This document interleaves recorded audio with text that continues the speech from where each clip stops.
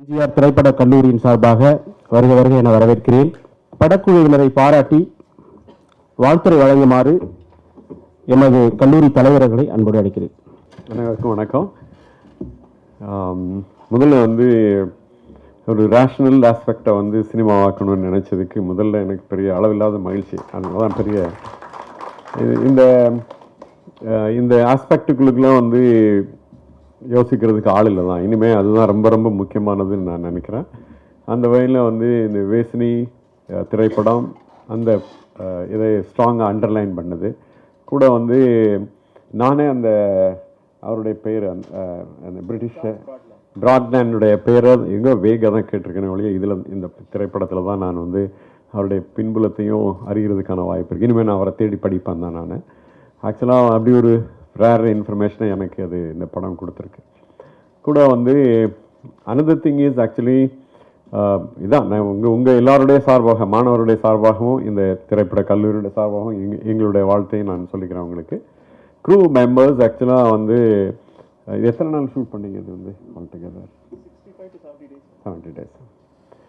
ஆக்சுவலாக நான் as an எனக்கு தெரிஞ்ச இதில் நான் பார்க்குறதில்ல, இந்த படத்தை நான் பார்த்ததுலேயும் சம்டைம்ஸ் ஸ்பெசிஃபிக்காக க்ரியேட்டிவ் பர்சன் ஒரு டிசிஷனோட எடுக்கிற இது இருக்கும். அதாவது நான் விஷுவலாக சொல்கிறதுக்கு இந்த படம் மேக்ஸிமம் பிகாஸ் வெர்பலாக தான் இந்த படம் நரேட் பண்ண வேண்டியிருக்கு. அதான் இதில் இல்லை இந்த படத்தில் உள்ள என்ன சொல்ல அதுதான் டிக்டேட் பண்ணுது. வெர்பலாக தான் அது டிக்டேட் பண்ணுது. கூட அது ஒரு எக்ஸ்ட்ரீம்லி ஒரு மிட் ஷாட்டுக்குள்ளுக்குள்ளேயே ஹோல் ஃபிலிம் நரேட் பண்ண வேண்டிய நிர்பந்தமும் இந்த சினிமா க்ரூ மெம்பருக்கு ஏற்படுத்தியிருக்குன்னு நான் நினைக்கிறேன். இதுதான் நான் பார்த்தது. எனக்கு விஷுவலாக ஒர்க் பண்ணுறதுக்கான இன்னும் ஸ்பேஸை வேறு எங்கேயோ இன்னும் பேரலாக ஐடென்டி பண்ணணும் போலன்னு எனக்கு தோணுச்சு. அப்பார்ட் ஃப்ரம் தட் எனக்கு படம் எடுக்கிறது பவனுக்கு இது ஃபஸ்ட்டு படம். அப்போனா நீங்கள் ஏன்னா அளவில்லாத மகிழ்ச்சி தான் எனக்கு. அதாவது முதல் படம் இப்படி ஒரு முயற்சி அன்காம்ப்ரமைஸ்டாக நான் நினைக்கிறத சொல்லி ஆகணும் செய்யணும் அப்படின்னு நினைக்கிறது இருக்கு பாருங்க.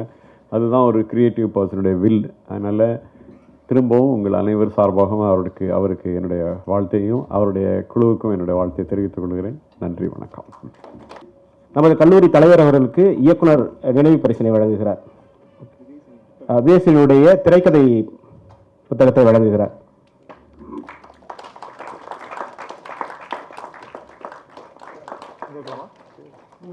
இன்னொரு புக்கு லைப்ரரி கொடுத்துங்க.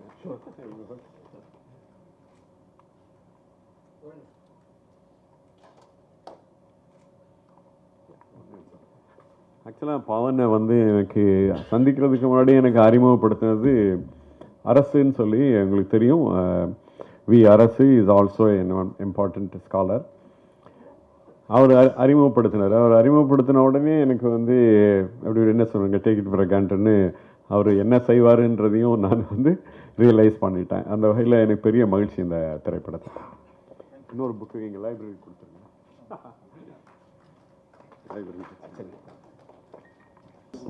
மாணவர்கள் தங்களுடைய வினாக்களை எழுப்பலாம்.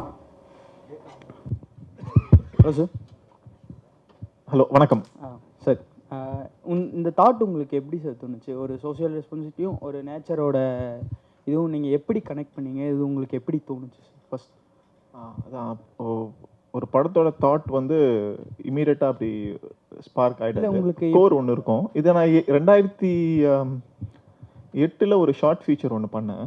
அதோட மையக்கரு இந்த படத்தில் இருக்கிறது தான். அதான் மரங்கள் பழி வாங்குது அப்படிங்கிற ஒரு மையக்கரு தான். அப்போ அது வேறு வடிவத்தில் இருந்தது.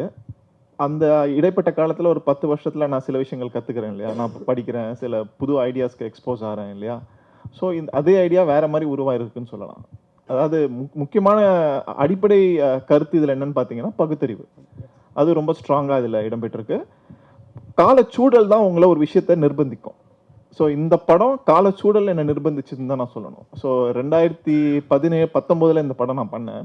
2018 வாக்கில் ஒரு ப்ரெஷரை நான் உணர்ந்தேன். அதாவது சோசியோ பொலிட்டிக்கல் ப்ரெஷர், அதாவது சமுதாயத்தில் ஏற்பட்ட ஒரு ப்ரெஷர் என்ன இதை செய்யணும்னு தூண்டிச்சு. ஸோ அது ஒரு காரணமாக சொல்லலாம்.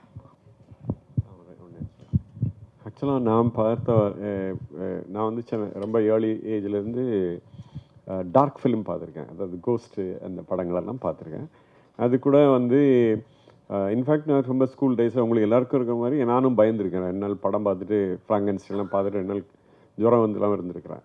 தென் ஸ்லோலி அப்புறம் அந்த டார்க் சைடில் இருக்கிறத ரசிக்க ஆரம்பித்து அது ஒரு டார்க் ஃபிலிம் வந்த பிறகு ஒரு மாதிரியான ஏரியாவெல்லாம் பார்க்கலாம். அப்புறம் வந்து 100 years ஹிஸ்ட்ரி ஆஃப் சினிமாவில் விஷுவலி வந்து பேய் வந்து முதல்ல எல்லாம் இருட்டில் தான் வந்தது.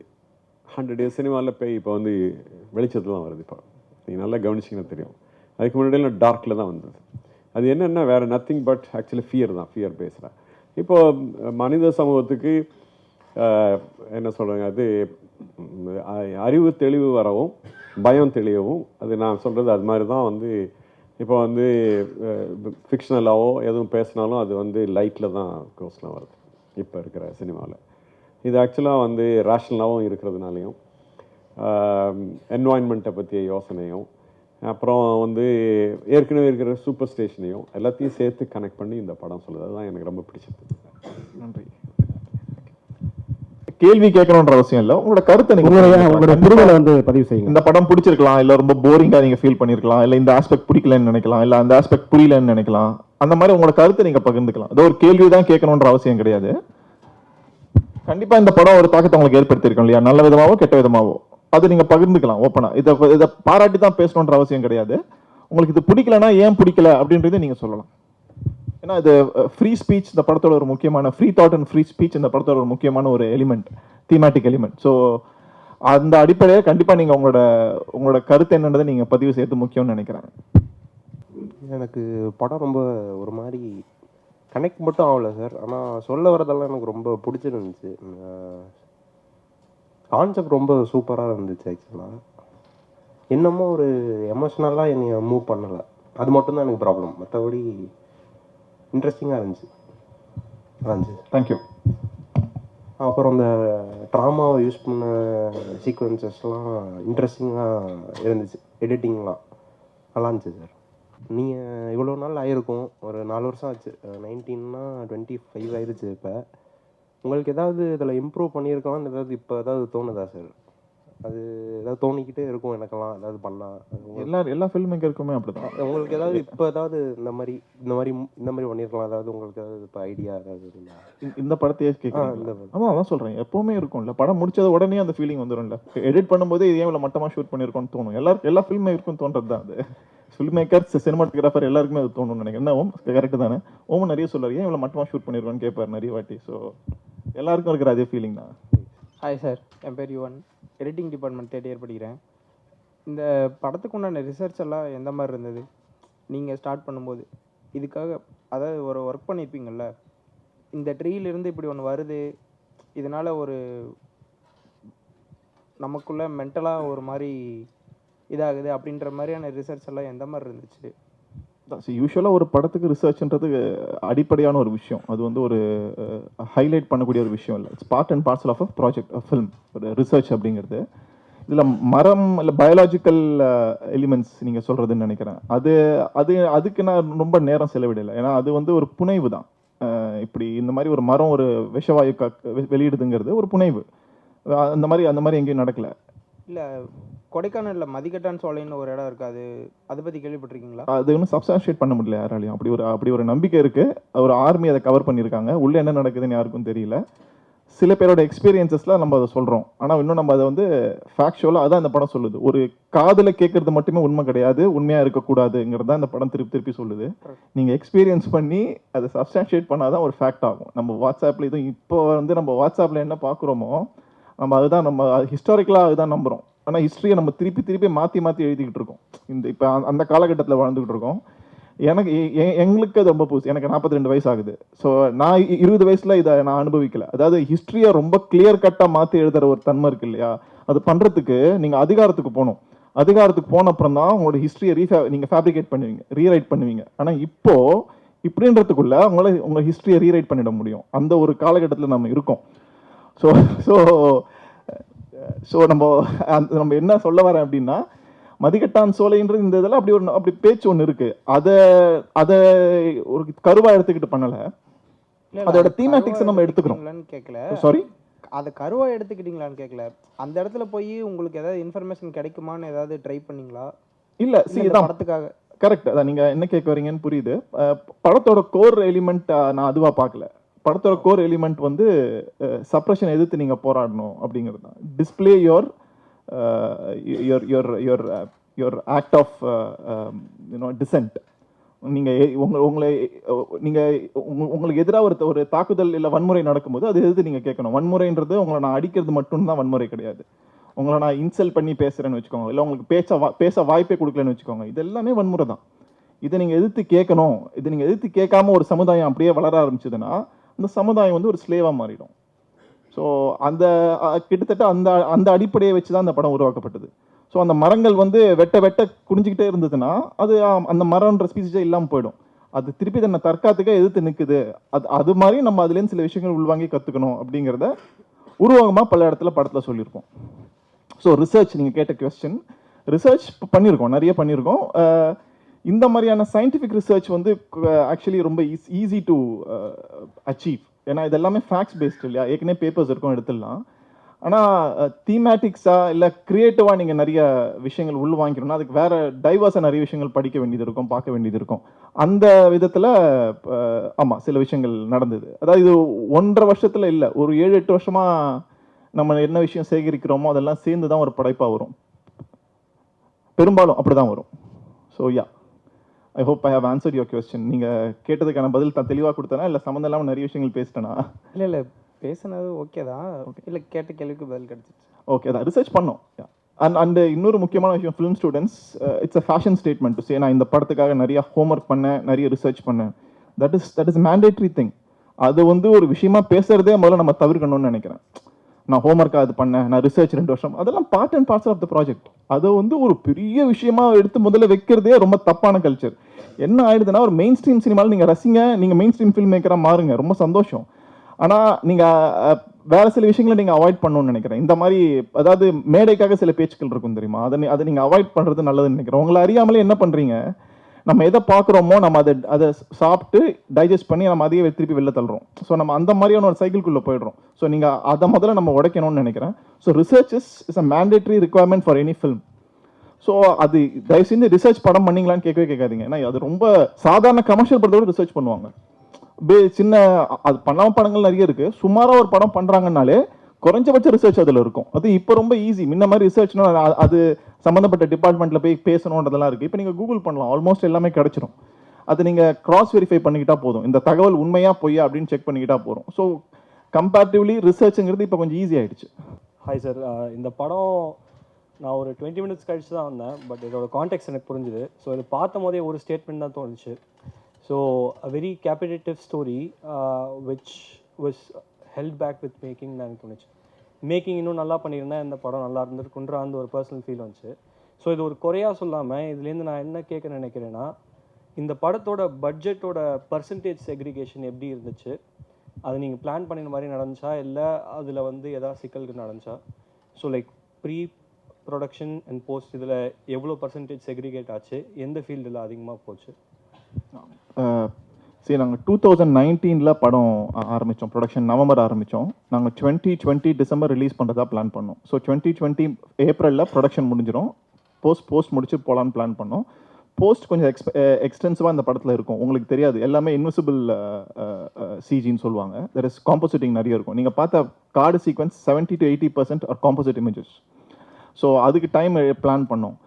பட்ஜெட்டிங் போது என்ன ஆச்சுன்னா, அதாவது ஆஸ் யூஷுவல் நாங்கள் பிளான் பண்ணது 1.82க்குள்ளே முடிக்கணும் அப்படின்னு பிளான் பண்ணோம்.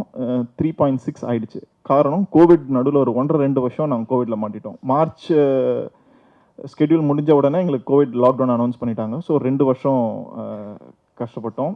அதுக்கு இன்வெஸ்ட் பண்ணுறதா ப்ராமிஸ் பண்ணியிருந்த investors backed out, couple of them even tight.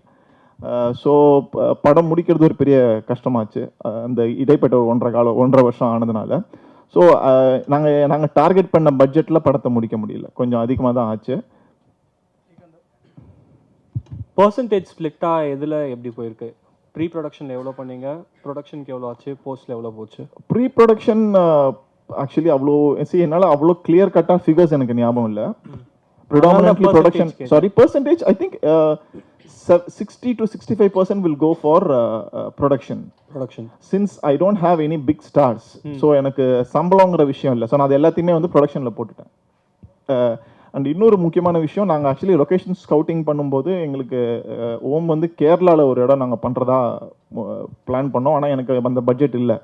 ஓம் நான் கேரளாவில் தான் பண்ணுவேன். இங்கே வந்து ஏன்னா நாங்கள் பிளான் பண்ண ஒரு மூடு இங்கே கிடைக்கல. Because it's too open. நாங்கள் கொஞ்சம் க்ளோஸாக தான் பிளான் பண்ணோம். அவர் ஓம் என்ன சொன்னார்னா, இங்கே நான் பண்ணுறேன், ஆனால் நான் சன் இருந்தால் ஷூட் பண்ண மாட்டேன் அப்படின்னாரு. ஐ சார் ஐ ப்ராமிஸ், சண்டை தான் நம்ம ஷூட் பண்ண மாட்டோம். ஸோ ஒரு நாள் எனக்கு ஞாபகம் இருக்கு, உங்களுக்கு ஞாபகம் இருக்கான்னு தெரியல, ஒரு நாள் நாங்கள் லிட்ரலாக 1 நிமிஷம் தான் ரன் டைம் தான் நாங்கள் ஷூட் பண்ணோம் அன்றைக்கி. மிச்சம் ஃபுல்லாக அப்படியே இருந்துகிட்டே இருந்தோம். ஸோ ஏன்னா ஓவர் காஸ்ட் எங்களுக்கு கிடைக்கல அப்படின்னு. அந்த மாதிரி சில செலவுகள்லாம் ஆச்சு. 65% எங்கள் ப்ரொடக்ஷனில் போச்சு. another 25% I would say for post. So 10% for pre-production. So இதில் க்ரூ வந்து செலக்ட் பண்ணுறதுக்கு உங்களுக்கு அந்த ஃப்ரீடம் கொடுத்தாங்களா, இல்லை ப்ரொடக்ஷன் ஹவுஸ்லேருந்து டெக்னிக்கலாக இந்த கம்பெனிக்கிட்ட தான் நீங்கள் போகணுன்ற அந்த மாதிரி ஏதாவது ஒரு கன்ஸ்ட்ரெயின்ஸ் இருந்துச்சா? This is an independent film, so there is no question of studio here. Okay. I literally begged and got money, or I took my own money. So it was all your freedom to choose whoever was working in this? Freedom is not the right word. I had the luxury of going after my dreams. So, and also இதில் இருக்கிறவங்க யாருக்கும் நான் பெருசாக பே பண்ணல. இங்கே இருக்கிற யாருக்குமே நான் பெருசாக பே பண்ணல. ஸோ எல்லாருமே அவங்க பேஷன்னால தான் வந்து ஒர்க் பண்ணியிருக்காங்க. ஓமோட நான் ஏற்கனவே நிறைய ப்ராஜெக்ட் முன்னாடி ஒர்க் பண்ணியிருக்கேன். ஸோ அந்த எக்ஸ்டென்ஷனில் நாங்கள் இதை கண்டினியூ பண்ணோம். So another question என்னன்னா, was the music in coherence with your taste? Yes. It was? It was. Music பொறுத்த வரைக்கும் எனக்கு டைவர்ஸான ஒப்பீனியன் கிடைக்குது. ஒன்று ரொம்ப பாராட்டி பேசுகிறாங்க, இல்லைன்னா கம்ப்ளீட்டாக பேஷ் பண்ணுறாங்க. இது என்ன இவ்வளோ மியூசிக் மோசமாக இருக்குன்றாங்க. It's very interesting. ரெண்டு டியூவலிஸ்டிக் இது கிடைக்குது எனக்கு. Technically diversify what was there. So எனக்கு தெரிஞ்சு சின்ஸ் இட்ஸ் அ நான் பட்ஜெட்டிக்கல் கான்செப்ட், இதில் வந்து orchestration I don't think live எடுத்திருப்பாங்கன்னு. லைவ்லாம் போகிறதுக்கு வாய்ப்பு கிடையாது. ஸோ லைப்ரரிஸ் யூஸ் பண்ணது எனக்கு நல்லாவே தெரிஞ்சுது. பட் அது எப்படி ஆர்கியூமெண்ட் பண்ணியிருக்காங்க, how they brought it into picture, அது எப்படி டைவர்சிஃபை பண்ணி அதோட டைனமிக்ஸ் இதில் எப்படி எடுத்துகிட்டு வந்திருக்காங்கன்றது என்னால் பார்க்க முடிஞ்சுது. பட் நான் என்ன ஃபீல் பண்ணேன்னா, இந்த ஒரு பிக்சர் ஸ்கேப்க்கு இன்னுமே எக்ஸ்பெரிமெண்ட்லாம் பண்ணலைன்னா கூட இருக்கிற எக்ஸிஸ்டென்ஷியல் ரெஃபரன்சஸ் வச்சு பண்ணியிருந்தாலே இன்னும் ஒரு ஹைப் ஆர் லிஃப்ட் எனக்கு கிடச்சிருக்குன்ற அந்த ஒரு ஃபீல் வந்துச்சு. ஸோ அதனால தான் ஃபஸ்ட்டு உங்ககிட்ட கேட்டேன். So was it in coherence with your taste with respect to music? Yeah, okay. You like இட்னா then that is an end point தேர்ல. ஸோ இப்போ வந்து அல்டிமேட்டாக நம்ம ஒரு படம் ரிலீஸ் பண்ணுறதுக்கு முன்னாடி the director is the first person whom we'll pitch our work. ஏன்னா அவங்க ஒரு ரெக்குவயர்மெண்ட்டோட நம்மக்கிட்ட வருவாங்க. and then we'll make a draft. அது அவங்களுக்கு பிடிச்சிருந்துச்சுன்னா we'll take it forward. So அல்டிமேட்டாக ஒரு டிரெக்டருக்கு வந்து அது பிடிச்சிருந்துச்சுன்னா that is what it's going to come into the screen. But ஒரு டிரெக்டரோட டேஸ்ட் வந்து எவ்வளோ பர்சன்டேஜ் காமன் ஆடியன்ஸோட லைக்கிங்கில் இருக்குன்றது தெரிஞ்சுக்கிறதுக்கு தான் நான் அதை கேட்டேன். அந்த மாதிரி ஒரு there is no such idea like ஒரு காமன் ஆடியன்ஸோட ஒரு இண்டிவிஜுவலோட ஐடியாஸ் மேட்ச் ஆகும்னு நம்மளால சொல்லவே முடியாது. அப்படி அந்த அரித்மெட்டிக்கை கண்டுபிடிச்சிட்டாங்கன்னா எல்லாருமே ஹிட் படத்தை கொடுத்துருவாங்கன்னு நினைக்கிறேன். At end of the day film is a director's perspective done with collaborating with so many other skill set people with skill sets. So அவரோட at end of the day அவரோட பெர்ஸ்பெக்டிவ் என்ன அப்படிங்கிறது தான் அது அங்கே முன்னிறுத்தப்படுது. அது வெற்றி அடைதா இல்லையான்ற ரகசியம் யாருக்குமே தெரியாது, என்ன காரணமும் தெரியாது. ஸோ ஆனால் இது வந்து மாசுக்கு பிடிக்கும்னு நம்ம நம்பி ஒன்று பண்ணுறது வந்து எனக்கு உடன்பாடு இல்லை. ஏன்னா அப்படி அந்த ஃபார்முலா கரெக்டாக தெரிஞ்சுதுன்னா எல்லா இயக்குநர்களும் அதை செய்வாங்க. அட்லீஸ்ட் வெற்றி பெறணும்னு நினைக்கிற இயக்குநர்கள் கண்டிப்பாக அதை செய்வாங்கன்னு நினைக்கிறேன். அப்படி யாராலையும் செய்ய முடியல இல்லையா, யாருமே தொடர்ந்து ஹிட் கொடுக்கல இல்லையா அந்த மாதிரி. அப்போ அந்த தட்ஸ் அ மித் இல்லை, யாராலையும் அதை. பட் இந்த மித்து யூனிவர்சலாக இருந்தால் கூட ஒரு சில ரொம்ப ஸ்பெசிஃபிக் அண்டர்மைங் ஃபேக்டர்ஸ்ன்னு இருக்குது when it comes to music. First வந்து த செலெக்ஷன் ஆஃப் டோன்ஸ். எப்போ இந்த மாதிரி ஆர்கெஸ்ட்ரல் இன்ஸ்ட்ருமெண்ட்ஸ் போகிறோமோ, so 90% of the libraries use பண்ணுற போதே இது வந்து தேர்ட் பார்ட்டி தான், ஐ மீன் ஒரு விஎஸ்டி பிளகின் யூஸ் பண்ணியிருக்காங்கன்றது டெலிபரேட்டாகவே தெரியும். ஸோ அது எப்படி அவாய்ட் பண்ணலான்னு பார்க்குறது தான் ஃபஸ்ட் அட்டெம்ப்டாக இருக்கணும். ஸோ அந்த மாதிரி நிறைய பேர் பண்ணியிருக்காங்க, அதுக்கான எவிடன்சஸ் இருக்குது. ஸோ அது வந்து இதில் எனக்கு தெரிஞ்சது that was a bit disappointing for me. But ஒரு ஆர்டிஸ்டிக் ஐடியாவாக அவர் ரொம்ப நல்லா பண்ணியிருந்தார். And then the executional part was where I felt there came a gap. So அது ஒரு டைம் கன்ஸ்ட்ரெயின்ட்டாக இருந்திருக்கலாம், or else it should have been what you're liking. உங்களுக்கு இது ரொம்ப பிடிச்சதுனால இதுக்கு மேலே எதுவும் பண்ண வேணான்ற அந்த ஒரு இதில் ஸ்டாப் பண்ணியிருக்கலாம். ஓகே. இல்லாட்டா ஒரு டெக்னிக்கல் கன்ஸ்ட்ரெயின்ட்டாக இருந்திருக்கலாம். இல்லை, எப்போவுமே அந்த மாதிரி ஒரு டிக்டட்டோரியல் ரிலேஷன்ஷிப் எனக்கு யூஸ்வலாக கிடையாது with my creators. There will be lot of arguments, conversation தான் போகும். ஸோ எனக்கு இதான் பிடிச்சிருக்கு வேணுங்கிற பல சமயங்கள் எனக்கு பிடிக்காத அவங்க ரொம்ப நம்புவாங்க, அது என் தீமோட ஒட்டு போதா there has to be a oneness for a project. Correct. அந்த ஒன்னஸ் நோக்கி தான் நம்ம நகர்றோம். மியூச்சுவல் ஒரு ஒரு ஒரு இதுக்கு வருவோம். அப்பதான் அது இல்லைன்னா என்ன ஆகும்னா, நான் எடுக்கிற எல்லா படமும் ஒரே மாதிரியே இருக்கும். நான் வேற வேற கிரியேட்டர்ஸோட ஒர்க் பண்ணும்போது தான் I'm able to it's like a pastiche இல்லையா, மற்ற ஒரு கொலாஜ் ஆஃப் ஒர்க் அப்போ தான் கிடைக்கும். உங்களோட நீங்கள் படிச்சிருப்பீங்க தியரி, ஆய்டெட் தியரின்னு படிச்சிருக்கீங்க இல்லையா? ஆய்டெட் தியரியை உடைக்கிறதுக்கு தான் நிறைய பேர் பண்ணுறாங்க. என்னோட ட்ரேட்மார்க் நான் பண்ணுற படங்களை இருக்கக்கூடாதுன்னு சில இயக்குநர்கள் முனைகிறாங்க இல்லையா? ஏன்னா அது இருக்கக்கூடாது, நான் கூடிய மட்டும் கிளவர் ஆயிடுவாங்க அதனால. ஸோ அதனால எனக்கு இப்போ நான் ஓகே சொல்லிட்டேன் அதனால போறோன்றது இல்லை. We literally work with no budget இந்த படம். வித் ரெஸ்பெக்ட் மியூசிக், நீங்க மியூசிக் பத்தி பேசுறதுனால சொல்றேன். லிட்டரலா பணமே இல்லாம தான் ரிஷப் பண்ணி கொடுத்தாரு. ஸோ ஒரு பாயிண்ட்டுக்கு மேல என்னால இன்சிஸ்ட் பண்ண முடியாது சில விஷயங்கள். நான் ஓரளவுக்கு அண்ட் இன்னொரு விஷயம், நீங்க ஆடியன்ஸ்க்கு பிடிக்குமா, மெயின் ஸ்ட்ரீம் ஆடியன்ஸ்க்கு பிடிக்குமான்னு கேட்குறீங்க. அந்த மாதிரியான கேள்வியே இங்கே இல்லை. ஏன்னா பாட்டு இல்லை, பாட்டுன்றது இல்லை. ஸோ ஆக்சுவலாக வந்து சொன்ன மாதிரி பாட்டில் தான் மெயின் ஸ்ட்ரீம் ஆடியன்ஸுக்கு போகிறது மாதிரி இல்லைன்னாலும், இப்போ எனக்கு எப்படின்னா, நான் வந்து ஆஸ் அன் இண்டிவிஜுவலி நான் எப்படின்னா வந்து பேசிக்கிட்டே இருக்கிற படம் இருக்குது பாருங்கள், அது வந்து எனக்கு டயர்ட் ஆகிடும். அதாவது it has to talk with visual, the parallelly it has to talk along with the sound. அந்த இடம் வருது இல்லை, அதில் இப்போ நமக்கு இதில் ஒரு சின்ன பேசிக்காகவே ஒரு மொனாட்டனஸ் வந்துட்டு தானே, பிகாஸ் லிட்டரலாக இந்த script was in the forest. அப்புறம் அப்பார்ட் ஃப்ரம் தட் ஹவு எங்கெங்கெல்லாம் நீங்கள் வந்து கம்ப்ரெஸ் பண்ண டைமை நீங்கள் சேவ் பண்ணலாம் ஃபிலிமில், அது வந்து இப்போ நீங்கள் இப்போ சொன்ன மாதிரி தான் 4 வருஷத்துக்கு முன்னாடி பண்ணீங்க, இப்போ வேறு மாதிரி தான் யோசிப்பீங்க. பட் ஸ்டில் நானும் இப்போ லேட்டராக அதை பார்க்கும்போது எனக்கு தோணுனது இன்னும் கொஞ்சம் ஏதோ டைம் இன்னும் கொஞ்சம் கம்ப்ரெஸ்ஸாக இருக்கலாமோ அப்படின்லாம் எனக்கு தோணுச்சு. பிகாஸ் இட் வேல்யூபிளான ஒரு மெட்டீரியலை விஷயத்த சொல்லுது இந்த சினிமா, அது எல்லார்ட்டையும் போய் ரீச் ஆனால் இன்னும் நல்லா தானே இருக்கும். அந்த மாதிரி நான் யோசிச்சேன் நான். Okay okay. ஸோ நீங்கள் அந்த சாங் இல்லைன்னு சொன்னீங்க. ஸோ என்னோட ஒப்பீனியன் என்னென்னா, any form of cinematic emotion is not complete with visual. So அதில் வந்து 60% goes for the music and the rest 40 goes for the sound effects and the mixing. So அப்படி பார்க்குற போதே இந்த படத்துலேயே நிறைய இன்ஸ்டன்சஸ் எடுத்திருந்தா கூட it was the music that really uplifted the emotion. எக்ஸாக்டாக ஒரு இன்ஸ்டன்ஸ் சொல்லணும்னா, அவங்க மெயில் ஒன்று டிராஃப்ட் பண்ணி சென்ட் பண்ண போகும்போதே ஒரு டெலமா இருக்கும். ஸோ அவங்க அந்த என்ட்ரு அமுத்தினோடனே அதுக்கு ரெஸ்பாண்ட் பண்ணுற மாதிரி ஒரு கிளாஷ் ஒன்று கொடுத்துருப்பாங்க மியூசிக்கில். ஸோ இதெல்லாம் தான் this is the aesthetic.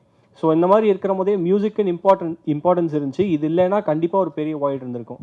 So இது இருக்கிறதுனால தான் மக்கள் படத்தை விரும்பி பார்க்குறாங்கன்றது இருக்குது. But it goes in the subconsciousness. So நிறைய பேர் அந்த சப்கான்ஷியஸ்னஸை எக்ஸ்பிளைன் பண்ண முடியாது. ஸோ ஒரு சில பேர் பிடிக்கல, காரணம் தெரியலன்னு சொல்லுவாங்கல்ல. ஸோ அவங்களுக்குலாம் இதுதான் ஒரு ரீசனாக இருக்கும்னு நான் ஃபீல் பண்ணுறேன். Okay okay. So that's my opinion. And then இன்னொரு இடத்துல வந்து எனக்கு ஒரு டிசப்பாயின்மெண்ட்னு சொல்ல முடியாது. ஸோ அவன் அந்த மேல் கேரக்டர் வருண், அவர் வந்து அவரோட இன்செக்யூரிட்டிஸ் பற்றி அவங்ககிட்ட எக்ஸ்பிளைன் பண்ணிட்டு இருக்கிற போதே there was a differentiation in his tonal, வாய்ஸோட டோனில் டிஃப்ரென்சியேஷன் இருந்துச்சு. இதுக்கு முன்னாடி வரைக்கும் ஸ்டுடியோவில் டப் பண்ணது இருந்து மேபி அங்கே பைலட்டோ இல்லைன்னா அவர் ஏதோ வாட்ஸ்அப்பில் ரெக்கார்ட் பண்ணி அமிச்ச மாதிரி இருந்துச்சு. So was it a deliberate effort or என்ன? No that was live sound. ஏன்னா அது யூகே ஆக்டர்ஸ் இன்வால்வ் பண்ணிருக்கிற சீன்ஸ் எல்லாம் லைவ் சவுண்ட்ல பண்ணோம். ஏன்னா அவங்க டப்பிங் கூப்பிட முடியாதுன்னு. ஸோ லைவ் சவுண்ட்ல there was some glitch. Live சவுண்ட்ல அவர் வாய்ஸ் வேற மாதிரி இருக்கும், டப்பிங் ஏடிஆர்ல வேற மாதிரி இருக்கும். கிளிச்னு சொல்ல முடியாது, டோனல் டிஃபரன்ஸா இருக்கும். ஏன்னா இவ்வளவு நேரம் இப்படி கேட்டுட்டு இதுல கேட்கிற போதே ஒரு டிஃபரன்சியேஷன் இருந்துச்சு. பட் இன்னொரு ஃபேக்ட் என்ன தோணுச்சுன்னா, அதுல வந்து ரொம்ப இமோஷனலா பேசுனதுனால maybe recreating the same thing in a studio could be a challenging திங்காக கூட இருந்திருக்கலாம். இல்லை, நாங்கள் அதுக்கு நாங்கள் திருப்பி டப்பிங் போடணும்னு மெனக்கிடல அந்த, to be honest. So you like the raw version, அந்த மாதிரி ராவாக இருந்தாலே உங்களுக்கு நல்லா இருக்கும். அந்த அது ரா இல்லை, அது ஆக்சுவலி என்னன்னா தேர் ஆர் செவரல் வெர்ஷன்ஸ். நாங்கள் வந்து இது ஒரு 1.5-2 வருஷமா ஆல்மோஸ்ட் 2 years நாங்கள் ஒர்க் பண்ணுறோம் சவுண்டில். ஸோ நடுவில் என்ன ஆச்சுன்னா he has given some plugin and he has not able to get that original live sound back. எங்கிட்ட ஒரிஜினல் ரஷ் இல்லை. ஓகே. அதனால அந்த சீன் மட்டும் நீங்க சொல்ற அந்த பேண்ட் அவுத்து காமிக்கிற சீன் மட்டும் அங்க மட்டும் வருணோட வாய்ஸ் கொஞ்சம் இதுவா தான் இருக்கும். ஐ திங்க் 200-300 பேர்ல ஐ திங்க் ஒரு 2-3 பேர் சவுண்ட்ஸ் டிபார்ட்மெண்ட் இருக்கவங்களால மட்டும்தான் அது இது பண்ண முடியும்னு நினைக்கிறேன். So I think I took a call there. I mean, that's absolutely fine. I just thought There was no creative intention there. I'll be honest with you. Yeah. It was a bit, but you were okay with the fact that I'm இது ஒரு மிஸ்டேக்கா இருந்தாலும் I am not going to mind it because இல்ல அது நான் it's not a mistake னு சொல்ல முடியாது. Fictionless இதுவே கண்டினியூட்டி பத்தியே முதல்ல நீங்க கிராமரை கத்துக்கிறதுக்காக தான் கண்டினியூட்டியை கத்துக்கிறீங்க. Actually continuity doesn't really make sense because you know it's a fiction, you know you're staging something. So அதை பற்றினா அதுக்கு ஒரு பெரிய தியரிஸே இருக்கு. கண்டினியூட்டினா என்ன, அது ஒரு ஒரு ஒரு ஆர்ட்டுக்கு தேவையா இல்லைன்ற ஒரு விவாதமே போயிட்டு இருக்கு அதை பற்றி. ஸோ நான் பெருசாக அந்த விஷயத்த நான் நம்பலை. கூடிய முசி நான் கண்டினியூட்டி எதுக்கு பார்க்குறேன்னா உங்களோட கவனம் செதறாமல் இருக்கிற அளவுக்கு கண்டினியூட்டி இருந்தால் போகிறோங்கிறதுல தான் நம்ம இருக்கிறோம். இங்கே கற்றுக்கும் போது நம்ம அதை நம்ம ரொம்ப பார்ப்போம். ஒவ்வொரு ஷாரோட கண்டினியூட்டி எல்லாம் நம்ம கற்றுக்குறோம் இல்லையா. அது என்ன, ஒரு கிராமரை தெரிஞ்சுட்டா தான் நீங்கள் அதை பிரேக் பண்ண முடியும். அதுக்காக நீங்கள் அந்த கிராமரை கற்றுக்குறீங்க. அந்த கிராமருக்காக நம்ம வந்து சில சமயத்தில் we will compromise the grammar for aesthetics அந்த மாதிரி. Observed. Thank you. நான் ரோஹித் ரோஷன். சாரி, அது இதில் பொலிட்டிக்கல்லாம் பேசியிருந்தீங்க சார். பொலிட்டிக்கலாக ஏதாவது ப்ராப்ளம்லாம் வந்துச்சு அவங்களுக்கு? ஏன்னா இதில் அந்த பஸ்ஸு மேலே எல்லாம் சுட்டாங்க, மக்கள்லாம் சுட்டாங்க, அந்த மாதிரிலாம் சொல்லிட்டு இருந்தீங்க. அது ஏற்கனவே இந்த உண்மையில் நடந்திருக்கு, அதெல்லாம் கேட்குறேன் சார். நீங்கள் கடைசியாக சொன்னது எனக்கு புரியல. பஸ் மேலே ஏறி ஆமாம்மா, இது உண்மை நிகழ்வையும் கற்பனையும் கலந்த ஒரு ஒரு ஒரு பெயிண்டிங்னு சொல்லலாம். அதை அப்படிதான். பொலிட்டிக்கல் ப்ரெஷர்னு டைரெக்டாக வந்தது கிடையாது. நான் தமிழ்நாட்டில் இருக்கிறதுனால டைரெக்டாக வரல. தமிழ்நாடு விட்டு வெளியில் எங்கேயாவது இருந்தேன்னா டைரெக்டாக வந்திருக்கோம். இங்கே இன்டைரக்ட் ப்ரெஷர்ஸ் இருந்திருக்கு. எனக்கு இந்தியாவை தவிர்த்து வேற எஜுகேஷனல் இன்ஸ்டிடியூஷனில் ஸ்க்ரீன் பண்ணது எனக்கு ரொம்ப ஈஸியாக இருந்தது. இந்தியாவுக்குள்ள ஒரு எஜுகேஷனல் இன்ஸ்டிடியூஷனில் ஸ்க்ரீன் பண்ணது எனக்கு ரொம்ப சிரமப்படுறேன். அதாவது தமிழ்நாட்டிலே எனக்கு கஷ்டமாக இருக்குது. ஸோ அதான் ரியாலிட்டி. உங்களுக்கு ஒருத்தர் உங்களுக்கு எதிர்ப்பு காமிக்கிறேன்னா நேரம் வந்து உங்கள் சட்டையை பிடிச்சி கொடுக்கணுன்ற அவசியம் கிடையாது. உங்கள் வீட்டுக்கு கரண்ட் கம்பியை கட் பண்ணாலும் உங்களுக்கு கஷ்டம் கொடுக்கலாம் இல்லையா, அப்படியும் பண்ணலாம். ஸோ இன்டைரக்டாக ப்ரெஷர் இருக்கும். சென்சார் போர்டில் ஏதாவது சொன்னாங்களா சார்? சர்ப்ரைசிங்லி நோ, சென்சாரில் எதுவுமே சொல்லலை. எனக்கு அது கொஞ்சம் பயம் இருந்தது 2-3 விஷயங்களுக்கு. ஏன்னா படத்தோட எண்டில் ஒன்று வரும், அந்த சார்ல்ஸ் பிராட்லா பற்றி சொன்னது. ஏன்னா அது நினைச்சா அவங்க புரியலையா தெரியல. அதில் என்ன 4 ரேஷனலிஸ்டோட ஃபோட்டோஸ் போட்டு இப்போ இந்த நாட்டில் நிறைய ரேஷனலிஸ்ட் கொல்லப்படுறாங்க அப்படிங்கிற ஒரு இது வந்தது. அவங்க நினச்சிருந்தாங்கன்னா இது படத்தோட சம்மந்தமே இல்லை, எதுக்கு கொண்டு வரீங்கன்னு அவங்க கேட்கலாம். ஸோ நான் அதை ஆக்சுவலி கட் பண்ணுறதுக்கு ரெடியாக தான் இருந்தேன். சப்போஸ் அவங்க அதில் கத்தியை வச்சாங்கன்னா என்ன பண்ணுறதுன்னு. ஆனால் அவங்க எதுவுமே கேட்கல. நான் எதிர்பார்த்து எதுவுமே அவங்க சொல்லலை. 2-3 சின்ன சின்ன கட்ஸ் கொடுத்தாங்க. ஒரு எஸ்பியோட பேர் ஒன்று இருக்கக்கூடாது, அது உண்மையாகவே ஒரு எஸ்பி அப்படி இருக்காரு அப்படின்னு சொன்னாங்க. மற்றபடி சென்சாரில் பெருசாக மேபி அவங்களுக்கு ஸ்டார் இருக்கும்போது தான் அதில் கவனம் அதிகமாக இருக்கும். இப்போ இந்த படத்தில் ஏதாவது ஒரு ஸ்டார் இருந்துருந்தாங்க அப்படின்னா ஆட்டோமேட்டிக்காக அதுக்கு கவனம் அதிகமாக இருக்கும். அப்படி தான் நான் புரிஞ்சுக்கிறேன். மற்றபடி படம் எல்லாம் நல்லா தான் சார் இருந்துச்சு. அது இந்த ஃபாரஸ்ட்னு சொல்லும் போது எங்கள் காலேஜே ஞாபகம் இருந்துச்சு சார். ஓகே, உங்கள் காலேஜ் இந்த காலேஜ் தான் சார். Okay okay. வணக்கம் சார், என் பேர் காரமகில் சார். எனக்கு லாஸ்ட்டு 20 மினிட்ஸ் ரொம்ப பிடிச்சிருந்தது சார். லாஸ்ட் 20 மினிட்ஸ் அந்த மரத்துலேருந்து அந்த வாசனை வருது. அதனால தான் இது வந்து இந்த மூட நம்பிக்கை இல்லை, இது நிஜத்தில் சயின்ஸ் இதுன்னு சொல்லிட்டு. அப்புறம் இந்த மரம் அந்த மனுஷங்க போராடுறது அந்த மரமும் சேர்ந்து போராடுற மாதிரி ஒரு ஷாட் வச்சுருந்தீங்க. ஒரு லாங் ஷாட் அப்படியே ட்ராலியில் மூவ் பண்ணிட்டு வந்துனே இருந்தீங்க. அப்போ வந்து மக்கள் போராடுற வாய்ஸ் அவர் வந்து பின்னாடி கொடுத்துருந்தீங்க. அப்போ வந்து இந்த மரமும் சேர்ந்து போராடுறது அது எனக்கு புதுசாக இருந்தது. இந்த படத்தில் எனக்கு ரொம்ப பிடிச்சிருந்தது. அப்புறம் இந்த மரங்கள் வந்து தன்னை காப்பாற்றுறதுக்கு ஏன் மனுஷங்க மட்டும் பரிணாம வளர்ச்சி அடைகிறாங்களே, மூல விதத்துலேயோ மற்ற எல்லாம் டெக்னாலஜியும், ஏன் இந்த மரம் வந்து பரிணாம வளர்ச்சி அடையக்கூடாது, அதுவாக கூட இருக்கலாம் இது அப்படின்னு சொல்லலாம். அந்த கண்டென்ட்லாம் எனக்கு ரொம்ப பிடிச்சிருந்தது. எனக்கு லாஸ்ட் 20 மினிட்ஸ் தான் ரொம்ப பிடிச்சிருந்தது சார். ஃபஸ்ட் ஹாஃப்லாம் வந்து சில சுச்சுவேஷனுக்கு வந்து ஆர்டிஸ்டோட பர்ஃபார்மன்ஸும் அவங்களோட ரியாக்ஷனும் வந்து கம்மியாக இருந்த மாதிரி இருந்தது. அது இன்னும் கொஞ்சம் நல்லா இருந்தால் எனக்கு ஃபஸ்ட்டு வந்து இது ட்ராமா படம் மாதிரி தெரிஞ்சிருக்காது. எனக்கு உள்ளே போயிட்டுருப்பேன் படத்தை உள்ள, அது கதை அந்த உள்ளே போயிட்டு நல்லா பார்த்துருவேன். ஃபஸ்ட்டு அந்த ட்ராமா டைலாக்ஸ் வந்து ஃபஸ்ட்டு இல்யூஷன் வருதுல்ல சார், அவங்களுக்கு காட்டுக்குள்ளே போயிட்டு அப்போது அந்த ஃபஸ்ட் இல்யூஷனில் முடிஞ்சதுக்கப்புறம் ப்ளூ ஜெர்கின் போடுற அவர் வந்து இல்லை இவ்வளோ நேரம் ஒன்று தான் தேடிட்டு இருந்தேன் அப்படின்னு சொல்லிட்டு வந்து கட்டி விடுவார். அந்த ரியாக்ஷன் அங்கே அந்த சுச்சுவேஷனுக்கு அந்த ரியாக்ஷனாக பண்ணுவாங்க அப்படின்னு சொல்லிட்டு கொஞ்சம் கம்மியாக இருந்த மாதிரி இருந்தது. Sorry sir. ஆனால் மற்றபடி இந்த லாஸ்ட் பேசுங்க. அந்த லாஸ்ட் 20 மினிட்ஸ் எனக்கு ரொம்ப பிடிச்சிருந்தது சார். ஏன்னா நான் இந்த மாதிரி படம் எடுக்க மாட்டேன் அப்படின்னு நினைக்கிறேன். நீங்கள் எடுத்தது வந்து எனக்கு ரொம்ப சந்தோஷம். ஏன்னா நீங்கள் கொஞ்சம் நல்லவங்க. அதனால் உங்கள் மேலே கொஞ்சம் லாஸ்ட் 20 மினிட்ஸ்க்கு அப்புறம் உங்கள் மேலே மாதிரி சரி இப்போ ஃபஸ்ட்டு கொஞ்சம் சரி ஃபஸ்ட்டு கொஞ்சம் லேகு கொஞ்சம் நல்லா இல்லைனாலும் லாஸ்ட்டு 20 மினிட்ஸ் இது நல்ல இது தான் அப்படின்னு சொல்லிட்டு சரிம்மா கொஞ்சமாக மாதிரி சரி நல்லா தான் இருக்குது படம் அப்படின்னு சொல்லிட்டு. Sorry sir. தேங்க்யூ. நீங்கள் என்ன department? Editing sir. Editing. Okay, thank you. நீங்கள் எந்த ஊர்? பொன்னேரி சார். நீங்கள் நம்ம சென்னை தானே? ஓகே. ஆக்சுவலாக இதில் நாசரும் கலந்துக்கணும்னு ரொம்ப ஆசைப்பட்டாப்புல. நான் காலையில் இங்கே மத்தியானம் ஸ்க்ரீன் பண்ணுறோன்னே வரல, இன்னொரு நாள் உங்களை சந்திக்கிறதுக்கு வரேன்னாப்புல. அப்போ இந்த படத்தினுடைய எக்ஸ்பீரியன்ஸை சொல்கிறேன்னு சொல்லிட்டு. ஹலோ, நான் அனிமேஷன் ஃபஸ்ட் இயர் ஹேமந்த். அதில் வந்து இந்த கேரக்டர்ஸ்லாம் அவங்களோட ஹாலுசினேஷனுக்கும், அதாவது அவங்க இந்த பயம்தான் அவங்களுக்கு இதுன்னு சொல்லும் போது அந்த மெயின் கேரக்டரோட ஹாலுசினேஷனில் ஒயிட் காஸ்டியூம் போட்டு ஒரு ஹேட் மாதிரி போடுறோம், அது யாருன்னு அந்த இதில் கரெக்டாக சொன்னீங்க. அதுதான் எனக்கு தெரியல. அது வந்து க்ளூ கிளக்ஸ் கிளான்னு சொல்லுவாங்க. அது அமெரிக்காவில் இருக்கிற ஒரு ஒயிட் சுப்ரமிஸ்ட், அதாவது வெள்ளை இன வெறியர்கள், அவங்க பயன்படுத்துகிற ஒரு காஸ்டியூம். அது அந்த காஸ்டியூம் ஏன் இங்கே வருது, அதுக்கு நமக்கு என்ன சம்மந்தம் அப்படின்னா, மாறன் வந்து ஒரு ஒடுக்கப்பட்ட சமுதாயத்துலேருந்து வந்தவர். ஸோ அவருக்கு எதிராக காமிக்கிற ஆட்களுக்கு வந்து நான் முகம் கொடுக்க விரும்பலை. ஸோ முகம் கொடுக்க விரும்பாத இடத்துல ஆனால் நான் வந்து 4-5 கேரக்டர்ஸை காமிச்சாகணும். அப்போது இது குளோபலான ஒரு ஒரு ஒரு ஒரு விஷுவல் லாங்குவேஜ்ன்ற ஒரு இதில் நான் ஒரு ஃப்ரீடம் எடுத்துக்கிட்டு அந்த க்ளூ கிளக்ஸ் கிளான்ரோட சிம்பிள்ஸை நாங்கள் கொண்டு வரேன். ஏன்னா அவங்களுமே அவங்க இனவெறியர்கள். இங்கே இருக்கிறவங்களாம் ஜாதி வெறிக்கும் மத வெறிக்கும் பெரிய வித்தியாசம் நான் பார்க்கல. எல்லாமே அப்படி தான். இனவெறி, ஜாதி வெறி, மொழி வெறி, நாட்டு வெறி எல்லாமே ஒன்று தான்.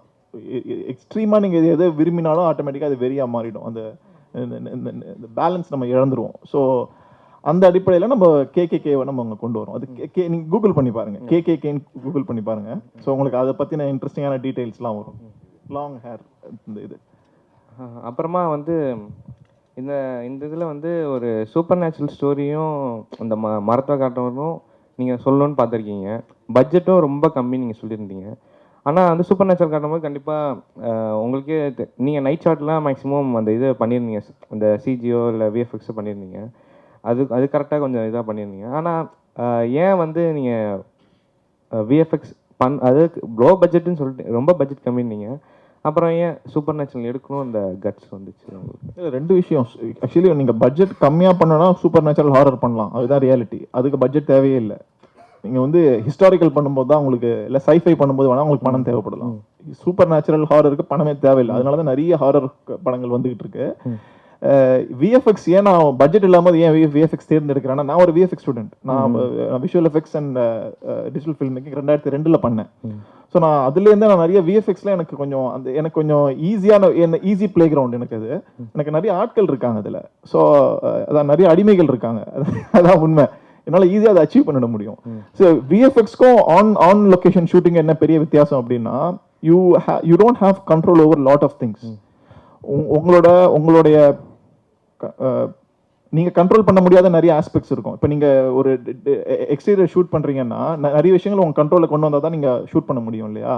அது அந்த கண்ட்ரோல் கொண்டு வரதுக்கு உங்களுக்கு பணம் தேவைப்படும். அது இல்லைன்னா உங்களால் அது பண்ண முடியாது, அந்த கண்ட்ரோல் அச்சீவ் பண்ண முடியாது. விஎஃப்எக்ஸில் அது ஈஸியாக அச்சீவ் பண்ணிட முடியும். ஏன்னா ஒரு ரூமில் எனக்கும் ஒரு கம்ப்யூட்டருக்கும் உண்டான ஒரு உரையாடல் அது, அதில் ஈஸியாக அச்சீவ் பண்ண முடியும். அதனால சில விஷயங்கள் விஎஃப்எக்ஸில் தான் பண்ணணும்னு பிளான் பண்ணோம். பட்ஜெட் யூஸ்வலாக விஎஃப்எக்ஸ் பட்ஜெட் ஆகும், ஆனால் எனக்கு ஆகாது. ஸோ அதனால நான் அதில் பண்ணேன். ரொம்ப எக்ஸ்பென்சிவ். நான் வந்து எஃபெக்ட் ஒர்க் பண்ணும்போதெல்லாம் 25 years back it is very very expensive. அப்போ வந்து only 2 people are doing graphics. ஒன்று வந்து சங்கர் பண்ணா, இன்னொன்று ராமநாராயணன் பண்ணேன். Ramanarayanan was actually a low budget film maker. நான் வந்து என்ன சாக்ரிஃபைஸ் பண்ணிட்டு தான் அதில் போய் ஒர்க் பண்ணேன். நான் என்னுடைய ஸ்டூடெண்ட்டு தான் சங்கருக்கு ஒர்க் பண்ணாங்க. வந்து வெங்கி எல்லாம் என்னுடைய ஸ்டூடெண்ட்டு தான். என்னென்னா சங்கர் படத்தை நாங்கள் கிரிட்டிசைஸ் பண்ணி எழுதிட்டோம். அதனால் நான் பண்ணல. ஆனால் இந்த படம் என்னென்னா ராமநாராயணன் படம். இப்போ எனக்கு வந்து பிலீஃப் எல்லாம் கிடையாது, ஆனால் ராமநாராயணன் படத்தில் ஒர்க் பண்ணேன். ஆனால் அது வந்து அவங்க வந்து the film was actually a low budget film. எஃபெக்ட்டுக்கு அவங்க ஸ்பெண்ட் பண்ணுறது பெரிய லார்ஜ் பட்ஜெட். அவங்க அதை அக்காமடேட் பண்ணுறதுக்கு அவங்களுக்கு சக்தி இருந்தது. இப்போ அப்படி கிடையாது. இப்போ வந்து we can do great things with computer இதெல்லாம். அப்புறம் இது ஸ்டார்டிங் 30 மினிட்ஸில் வந்து நிறைய சீன்ஸ் வந்து சொல்கிறது நிறைய சீன் வந்து நீங்கள் வந்து சாப்பியாக தெரிஞ்சிச்சு விஎஃப்எக்ஸ், அது தப்பு இல்லை. பட் ஆனால் வந்து அந்த ஷாட்டுக்கெலாம் நீங்கள் லாங் கொடுக்காம நீங்கள் ப்ராக்டிக்கலாக நிறைய யூஸ் பண்ணியிருந்தீங்க. அதுக்கு நீங்கள் லாங் கொடுத்துருக்கலாம், ஐ மீன் எடிட்டில் வந்து லாங்காக கொடுத்துருக்கலாமோன்ற மாதிரி இருந்துச்சு. எனக்கு எக்ஸாக்டாக நீங்கள் என்ன சொல்கிறீங்கன்னு புரியல. இல்லை விஎஃப்எக்ஸ் சம்மந்தமாக எது சொல்கிறீங்கன்னு புரியல எனக்கு. இல்லை விஎஃப்எக்ஸ் ஷாட்லாம் 2-3 தெரிஞ்சிச்சு பண்ணியிருந்தீங்க. அந்த ஃபயரில் இருந்து நடந்து வரணும். ஆக்சுவலி அதுதான், அதெல்லாம் சில ஷாபி ஒர்க் இருக்கும். ஆனால் நான் பண்ணாது, நான் இது விஎஃப்எக்ஸ் சொன்னால் நீங்கள் நம்ப மாட்டீங்க. நீங்கள் பார்த்த கார்டு எல்லாம் அந்த கார்டே கிடையாது. ஸோ அது உங்களுக்கு அதான் ஆப்வியஸாக இருக்கிற விஷயங்கள். நான் எனக்கு அதுக்கு முன்னாடி பணம் செலவு பண்ணணும். ஏன்னா அதெல்லாம் நீங்கள் விஎஃப்எக்ஸ் ஸ்டூடெண்டா நீங்கள், ஸோ காம்போசிட் பண்ணுறதை உங்களால் அச்சீவ் பண்ண முடியும் ஓரளவுக்கு. You can work in layers. அது நான் பண்ணிடுறேன். நாங்கள் வந்து டைம் ஸ்பெண்ட் பண்ணி நிறைய லேயர்ஸ் ஒர்க் பண்ணிடுவோம். ஆனால் சிஜிஐ பண்ணுறது இனிமே இந்தியாவில் சிஜிஐ பண்ண முடியாது. அதுதான் அனிமேட்ரானிக்ஸ் நமக்கு பட்ஜெட் கிடையாது. ஏன் நீங்கள் ஒரு காரை அனிமேட் பண்ணிட முடியும், ஆனால் ஒரு ஹியூமன் கேரக்டரையோ இல்லை அனிமலையோ இன்னும் நம்மளால பண்ண முடியல. அதுக்கான ரெண்டரிங் மெஷின்ஸ் நம்ம கிட்ட இல்லை, அவ்வளோ பட்ஜெட் நம்ம கிட்ட இல்லை. இதான் எதார்த்தம். ஸோ நம்ம வந்து ரிக்கிங் மட்டும் பண்ணுவோம், அவங்ககிட்ட கொடுத்துருவோம் வெள்ளைக்காரன் அங்கே வந்து அவங்ககிட்ட பெரிய பெரிய மெஷின்ஸ் இருக்குது, அது எல்லாமே வந்து ரெண்டர் பண்ணுறதுக்கு அவன் பண்ணிக்கிறான். ஸோ நான் சிஜிஐக்குள்ளே எப்பவுமே போக மாட்டேன். எனக்கு தெரியும் சிஜிஐ பண்ணால் நம்ம கிட்ட காசு கிடையாது, காசு இருந்தாலும் நம்ம அதை நம்மளால் அச்சீவ் பண்ண முடியாது. ஸோ நான் லேயர்ஸில் ஒர்க் பண்ணுறதெல்லாம் ஒழுங்காக பண்ணிடுவேன். காம்போசிட்ஸ் நான் சொல்கிறது. ஸோ நீங்கள் ஷாபியாக இருக்குன்னு சொல்கிறது எல்லாமே சிஜிஐ, கம்ப்யூட்டர் ஜென்ரேட்டட் இமேஜஸ். அது கொஞ்சம் ஷாபியாக தான் இருக்கும் பிகாஸ் ஆஃப் நோ மணி. நீங்கள் ப்ராக்டிக்கல் எஃபெக்ட்ஸே 2-3 யூஸ் பண்ணியிருந்தீங்க. அது இன்னும் கொஞ்சம் லாங்காக அது காமிச்சிருந்துருக்கலாமோ, எஃபெக்ட் இன்னும் இருந்திருக்கும். ஓகே, எந்த ஷார்ட் சொல்கிறீங்கன்னு எனக்கு இதுவாக புரியும். சப்போஸ் அந்த கோட்டு என்ன பேசுறது, அது இல்லாட்டி அந்த நான் சொன்ன அந்த ஒயிட் காஸ்டியூம் மேலே துரத்துறதோ, இல்லாட்டி இந்த ஃபீமேல் அவங்க தப்பிக்கிறதோ பயந்து இருக்கிறதோ, அந்த இதை இன்னும் கொஞ்சம் காமிச்சிருந்தா அந்த ஃபியர் இன்னும் கொஞ்சம் அவங்களுக்கு எப்படின்னு தெரிஞ்சிருக்கும்ன்ற மாதிரி இருக்கு. இது ஒரு முக்கியமான கேள்வி. அதாவது சில பேர் சொன்னது என்னன்னா, இந்த படத்துல எனக்கு பெருசா பயமே இல்லையே அப்படின்னு சொல்றாங்க. ஆக்சுவலி என்னன்னா, என் இன்டென்ஷனே ரொம்ப உண்மையா இல்லை. இதை ஹாரர் படம் எடுக்கணுன்ற உண்மை என் உடம்புக்குள்ள இல்லை. அது அந்த அந்த அந்த சீன்ஸ்ல வெளிப்படுதுன்னு நினைக்கிறேன். இன்னொரு விஷயம், இது கொஞ்சம் அறிவு இருக்கிறவங்க கூட இது பிடிச்சிருவாங்க. எல்லா பேய் படுத்தி நீங்க பாத்தீங்கன்னா ஒரே பேய் தான் எல்லாத்தையுமே துரத்தும் இல்லையா? இதுல அப்படி இல்லை, ஒவ்வொருத்தருக்கும் ஒண்ணு வருது அப்படின்ற ஒரு கேள்வி உள்ள எழுந்தாலே ஆட்டோமேட்டிக்கா இது பேயா இருக்க வாய்ப்பு இல்லையேங்கிற ஒரு இது வந்துருது. ஸோ நான் அவனை அங்க போய் அந்த அந்த சந்தேகத்தை ஆன்சர் பண்ணுங்கிற இதை நான் இது பண்ணல, எஃபர்ட்ஸ் நான் அங்கே போடல. ஸோ அதனால அது சரிதான். ஸோ நான் 100% உங்களை பயன்படுத்தணுன்ற ஒரு இன்டென்ஷனோட நான் படம் பண்ணலை. அப்புறம் டைலாக்ஸ் உண்மையாக நல்லா இருந்துச்சு. நாசாக்கு எழுதியிருந்த டைலாக்ஸும் அந்த கரெக்டாக உண்மையாக அக்யூரேட்டாக நல்லா இருந்துச்சு. கோ ரைட்டர் வந்து கஜேந்திரன் அங்கே உட்காந்துட்டு இருக்காரு இல்லையா? ஸோ அவர். Okay, thank you sir. நன்றிங்க. இந்த படத்தில் நிறையா பொலிட்டிக்கலாக பேசிட்டு இருந்தீங்க. பட் ஆனால் ஒரு சீனில் வந்து கிராமத்தில் இருக்கவங்கலாம் படிப்பு அறிவு இல்லாத இருக்கவங்க அப்படின்னு சொல்லிட்டு ஒரு சீனில் வந்து அந்த இவர் வந்து சொல்கிற மாதிரி நீங்கள் வச்சுருந்தீங்க. அது எனக்கு ஆக்சுவலாக இவ்வளோ பொலிட்டிக்கல் பேசிட்டு நீங்கள் அந்த சீன் எனக்கு வைக்கும்போது ஆக்சுவலாக எனக்கு வந்து டிஸ்டர்பன்ஸாக இருக்குது. அது வந்து எதுக்காக அந்த கிராமத்தில் இருக்கவங்க வந்து படிப்பு இல்லாத இருக்காங்க அப்படின்னு சொல்லிட்டு நீங்கள் எப்படி சொல்றீங்க? அதுதான் இப்போ உங்களுக்கு கோவம் வருது இல்லையா? இந்த மாதிரி கோவம் தான் அந்த பழனிங்கிற கேரக்டருக்கு வருது. அந்த கோவத்துல தான் சொல்றாங்க, நாங்கெல்லாம் கிராமத்துல இருக்கவங்க எனக்கு படிப்பறிவு இருக்காது, உங்களை ஒருத்தவங்கிட்ட கூட்டு போறேன் அப்படின்னு சொல்றாங்க. இப்ப அந்த கோவத்தை நான் இப்ப நீங்க பேசுறத நான் படம் பிடிச்சி காமிச்சேன்னா, நான் படம் என்னோட இன்டென்ஷன் உங்களுக்கு அறிவு இல்லைன்னு சொல்றது இல்ல, உங்களோட எண்ணத்தை நான் பிரதிபலிக்கிறதுக்காக காமிக்கிறேன். புரியுதுங்களா?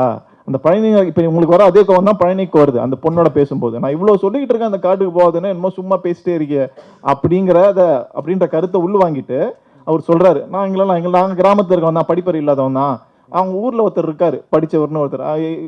ஊர்ல நம்ம யாரும் யூஸ்வலா படிச்சவங்க ஊர்ல இருக்கிறவங்க நம்புவாங்க, ஏதாவது ஒரு பெரிய கம்பெனில வேலை செய்யறவங்க தானே. சேஷாத்ரிங்கிறவர் ஒருத்தர் தான் படிச்சிருப்பாரா? ரிப்பேர் படிச்சிருக்கலாம், அவர் கூட்டு போறாரு. இந்த கதைக்கு நம்ம கதைக்காக தான் நம்ம பல விஷயங்கள் தேர்ந்தெடுக்கிறோம். ஏன் இதை தவிர்த்து பல பேர் படிச்சிருக்கலாம்ல. இந்த கதைக்கு அவரை நான் வில்லனா பயன்படுத்துறேன், அதனால நான் அவரை அவங்க காட்சி அமைச்சிருக்கேன் அப்படி, அதுக்காக.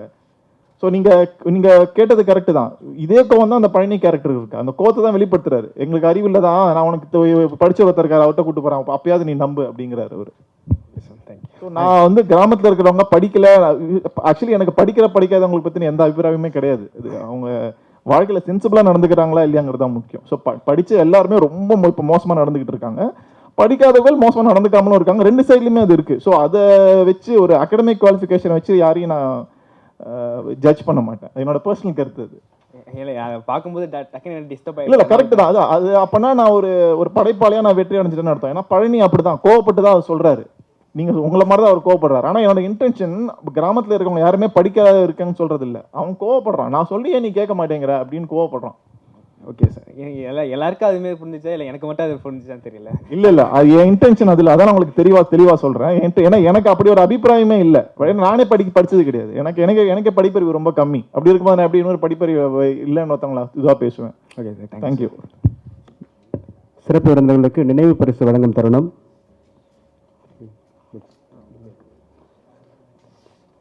இயக்குனர் பவன் ராஜகோபாலன் அவர்களுக்கு எமது கல்லூரியின் தலைவர் அவர்கள் நினைவு பரிசினை வழங்குவார்கள். நன்றி. ஒளிப்பதிவாளர் ஓம் நாராயணன் அவர்களுக்கு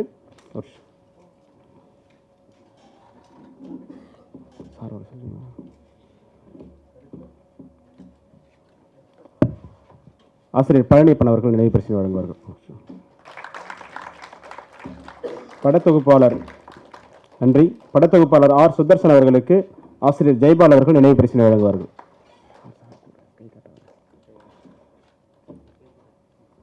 திரைக்கதை ஆசிரியர் கஜேந்திரன் அவர்களுக்கு நமது கல்லூரியின் கல்வி பொறுப்பாளர் சுரேஷ் சார் அவர்கள் நினைவு பரிசினை வழங்குவார்கள். நன்றி. அடுத்ததாக உதவி இயக்குனர் கணபதி அவர்களுக்கு மாணவர் பேரவைத் தலைவர் பங்கஜ்குமார் அவர்கள் நினைவு பரிசினை வழங்குவார்கள்.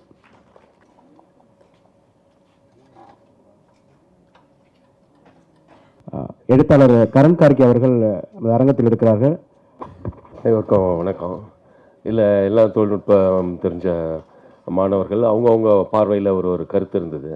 நான் வெறுமனே ஒரு பார்வையாளனாகவும் ஒரு எழுத்தாளனாகவும் பார்க்கும்போது இந்த மாதிரி ஒரு படைப்பை நிறைய பேய் படங்கள் பார்ப்போம். எல்லாம் பேய் காதலில் தோல்வி அடைஞ்சு இந்த மாதிரி தான் பழி வாங்கிட்டே இருக்கும். ஆனால் இதில் ஒரு இயற்கைக்கான ஒரு விஷயத்தை ஒரு சயின்டிஃபிக்கலான அது அந்த நான் கூட அப்படி நம்பினேன். அந்த மரம் ஒரு வேளை அப்படி ஒரு மரம் இருக்குமான்னு சொல்லிட்டேன். ஆனால் இல்லை, அது ஒரு புனைவு தான் அப்படின்றது ஒரு அற்புதமான விஷயந்தான். நம்ம இயற்கையை காப்பாற்றின விஷயமா அதில் ஒரு சம்பவங்கள் நடந்துக்கிட்டே இருந்தாலும் ஆனால் அதுக்கு பின்னாடி இருக்கிற அரசியல் பேசுது. அது ரொம்ப ஆச்சரியமாக இருந்தது. உண்மையாகவே இயக்குனருக்கும் என்னுடைய மனமார்ந்த பாராட்டுகளை சொல்லணும்னு நான் விரும்புகிறேன். இந்த மாதிரி ஒரு படம் எடுக்கிறதுக்கு துணிச்சல் வேணும். ஏன்னா எழுதுறவனா கூட எல்லாருக்குமே நம்ம படைப்பாளர்கள் ஒரு மாணவர் சொன்னார், நான் இந்த மாதிரி படத்தை நிச்சயமாக எடுக்க மாட்டேன் அப்படின்றது. அவர் ரொம்ப அழகாக ஒரு உண்மையை ஒத்துக்கிட்டார். ஏன்னா எழுதுறவங்க கூட என்னன்னாக்கா, நான் கூட ஒரு 7-8 நாவல் எழுதும்போது எனக்கு ஒரு பதட்டம் இருந்துகிட்டே இருக்கும். ஏன்னா வாழ்க்கையை நம்ம ஒரு இடத்துல ஃபிக்ஸ் பண்ணிட்டு ஒரு வேலையை செய்ய வரோம். அப்போ அந்த வேலைக்கு இந்த மாதிரியான விஷயங்களை வழக்கமாக இந்த சமூகம் எதிர்பார்த்துக்கிட்டே இருக்கும். குறிப்பாக தமிழ் சமூகம்னு சொல்லலாம், இல்லை இந்திய சமூகமே அப்படிதான். குறிப்பாக ஒரு படைப்பில் இப்படியே தான் போய்கிட்டே இருக்கு. நான் ஒரு 30-40 வருஷமா படம் பார்த்துட்டே இருக்கேன். எல்லா பேய்களும் ஒன்று காதலுக்காக போராடம், இல்லை அப்பனையே போராடம், இல்லை அண்ணனே கொலை பண்ணோம், இப்படியே போயிட்டு இருக்கோம். ஆனால் இதில் எது பேயினே தெரியாது. ஆனால் நான் உண்மையாகவே பயப்படாமல் படம் பார்த்தேன். நான் கூட கொஞ்சம் பேய் படம்லாம் பார்க்க மாட்டேன். முன்னாடிலாம் இந்த nightmare of the Elm Street, இந்த எக்ஸாஸ், இந்த மாதிரி படம்லாம் பார்த்துட்டு நான் ரொம்ப பயந்துகிட்டே இருந்த ஒரு காலம்லாம் ஒன்று இருந்தது. இப்போ நான் பயப்படேன். தனியாக ரூமில் நான் இப்போ கூட ஹோட்டல் ரூம் போனாக்கா தனியாக தங்க மாட்டேன். வாசல் உட்கார்ந்தார் விடிகிற வரைக்கும் வெளியில் தான் நின்றுருப்பேன். அப்போ ஆனால் இந்த படம் ஓப்பனிங்கில் எதை நோக்கி போகுதுன்னா, ஏன் முன்னாடி இவ்வளோ பெரிய புரட்சியாளர்கள்லாம் காட்டுறாங்க, சமூக சீர்திருத்தவாதிகள், லட்சுமி நவரஸ்லாம் காட்டுறதுல எனக்கு ரொம்ப ஆச்சரியமா இருந்துச்சு. அயோத்தாசு பண்டிதர்லாம் காட்ட ஆரம்பிச்சாங்க ஒரு 20 வருஷமா.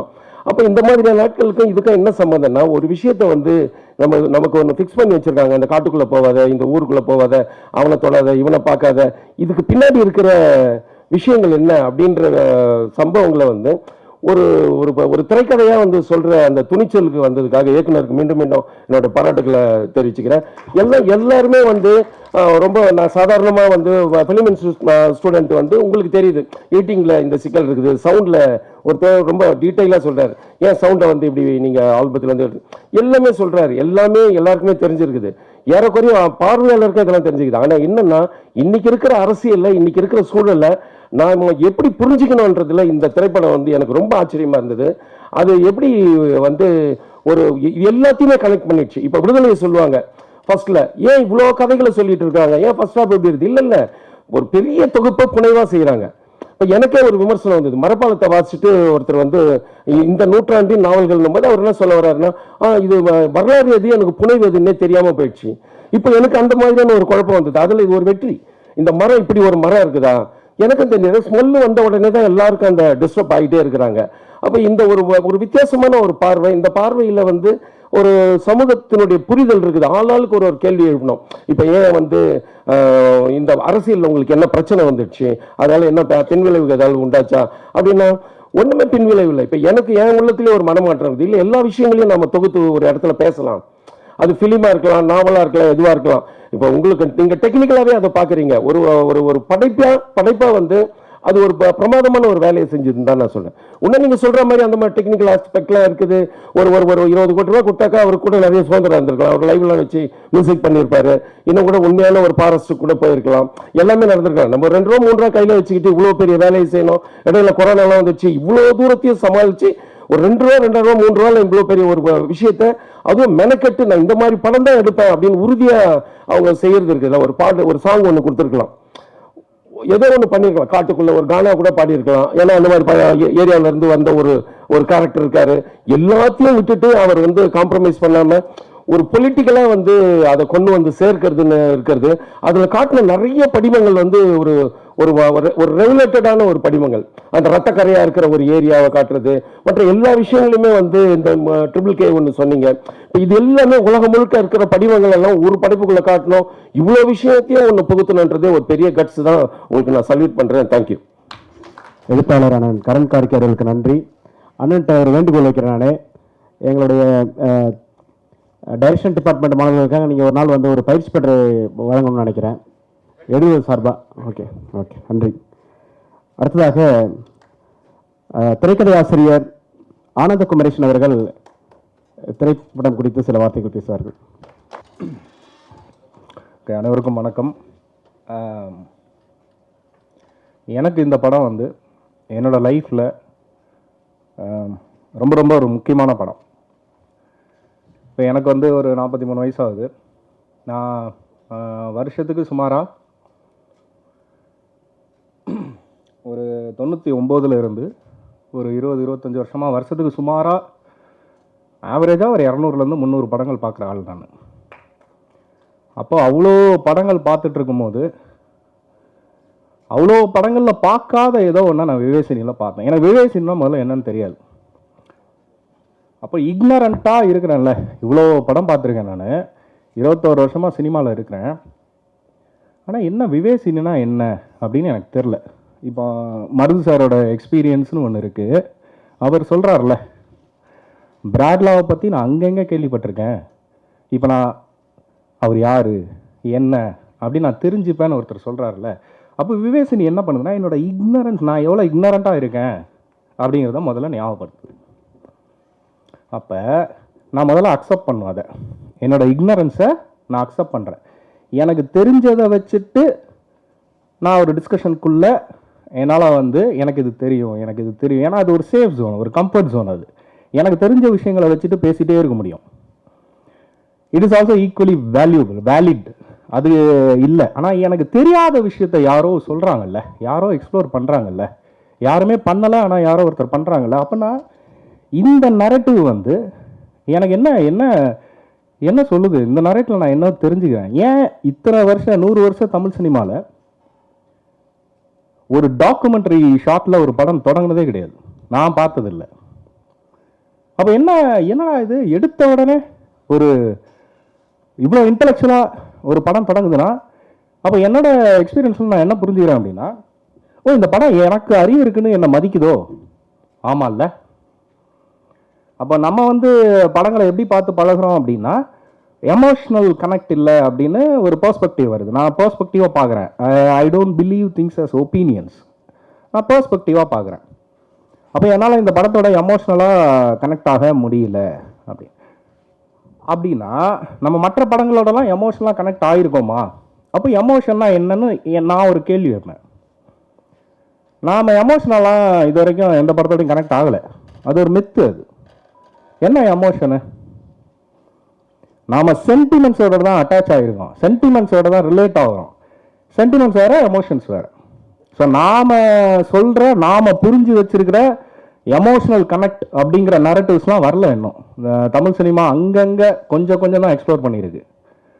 நாம் இங்கே ஜென்ரலைஸ் பண்ணுற பண்ணி வைக்கப்பட்டிருக்கிற, இப்போ உதாரணத்துக்கு இதே படத்தில் வந்து அப்பாவுக்கும் பொண்ணுக்கும் ஒரு நாம் என்ன நினைப்போம், ஏதோ சென்டிமெண்டலாக ஒன்றும் நிகழவே மாட்டேங்குது. அவங்க அறிவில் வந்து பேசிட்டே இருக்காங்க.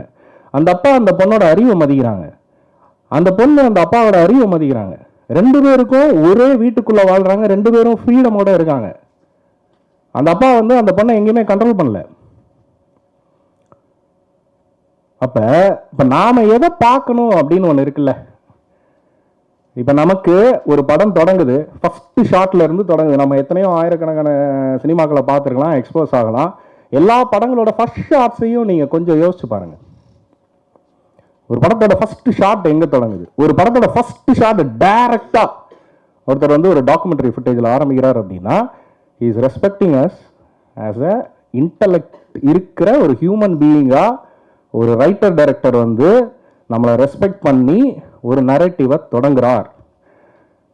நான் அறிவில்லாதவங்களுக்கு படம் எடுக்கலை, நான் வெறுமன ஆடியன்ஸாக நான் பார்க்கல, என்னை போல் சக மனுஷன், அறிவுள்ள ஒரு மனுஷன், அவங்கிட்ட நான் வந்து என்னோட ஆர்ட் ஃபார்ம் மூலமாக நான் ட்ரைங் டு கம்யூனிகேட் இல்லையா, ஒரு பெர்ஸ்பெக்டிவ்க்கு நான் வந்திருக்கேன்.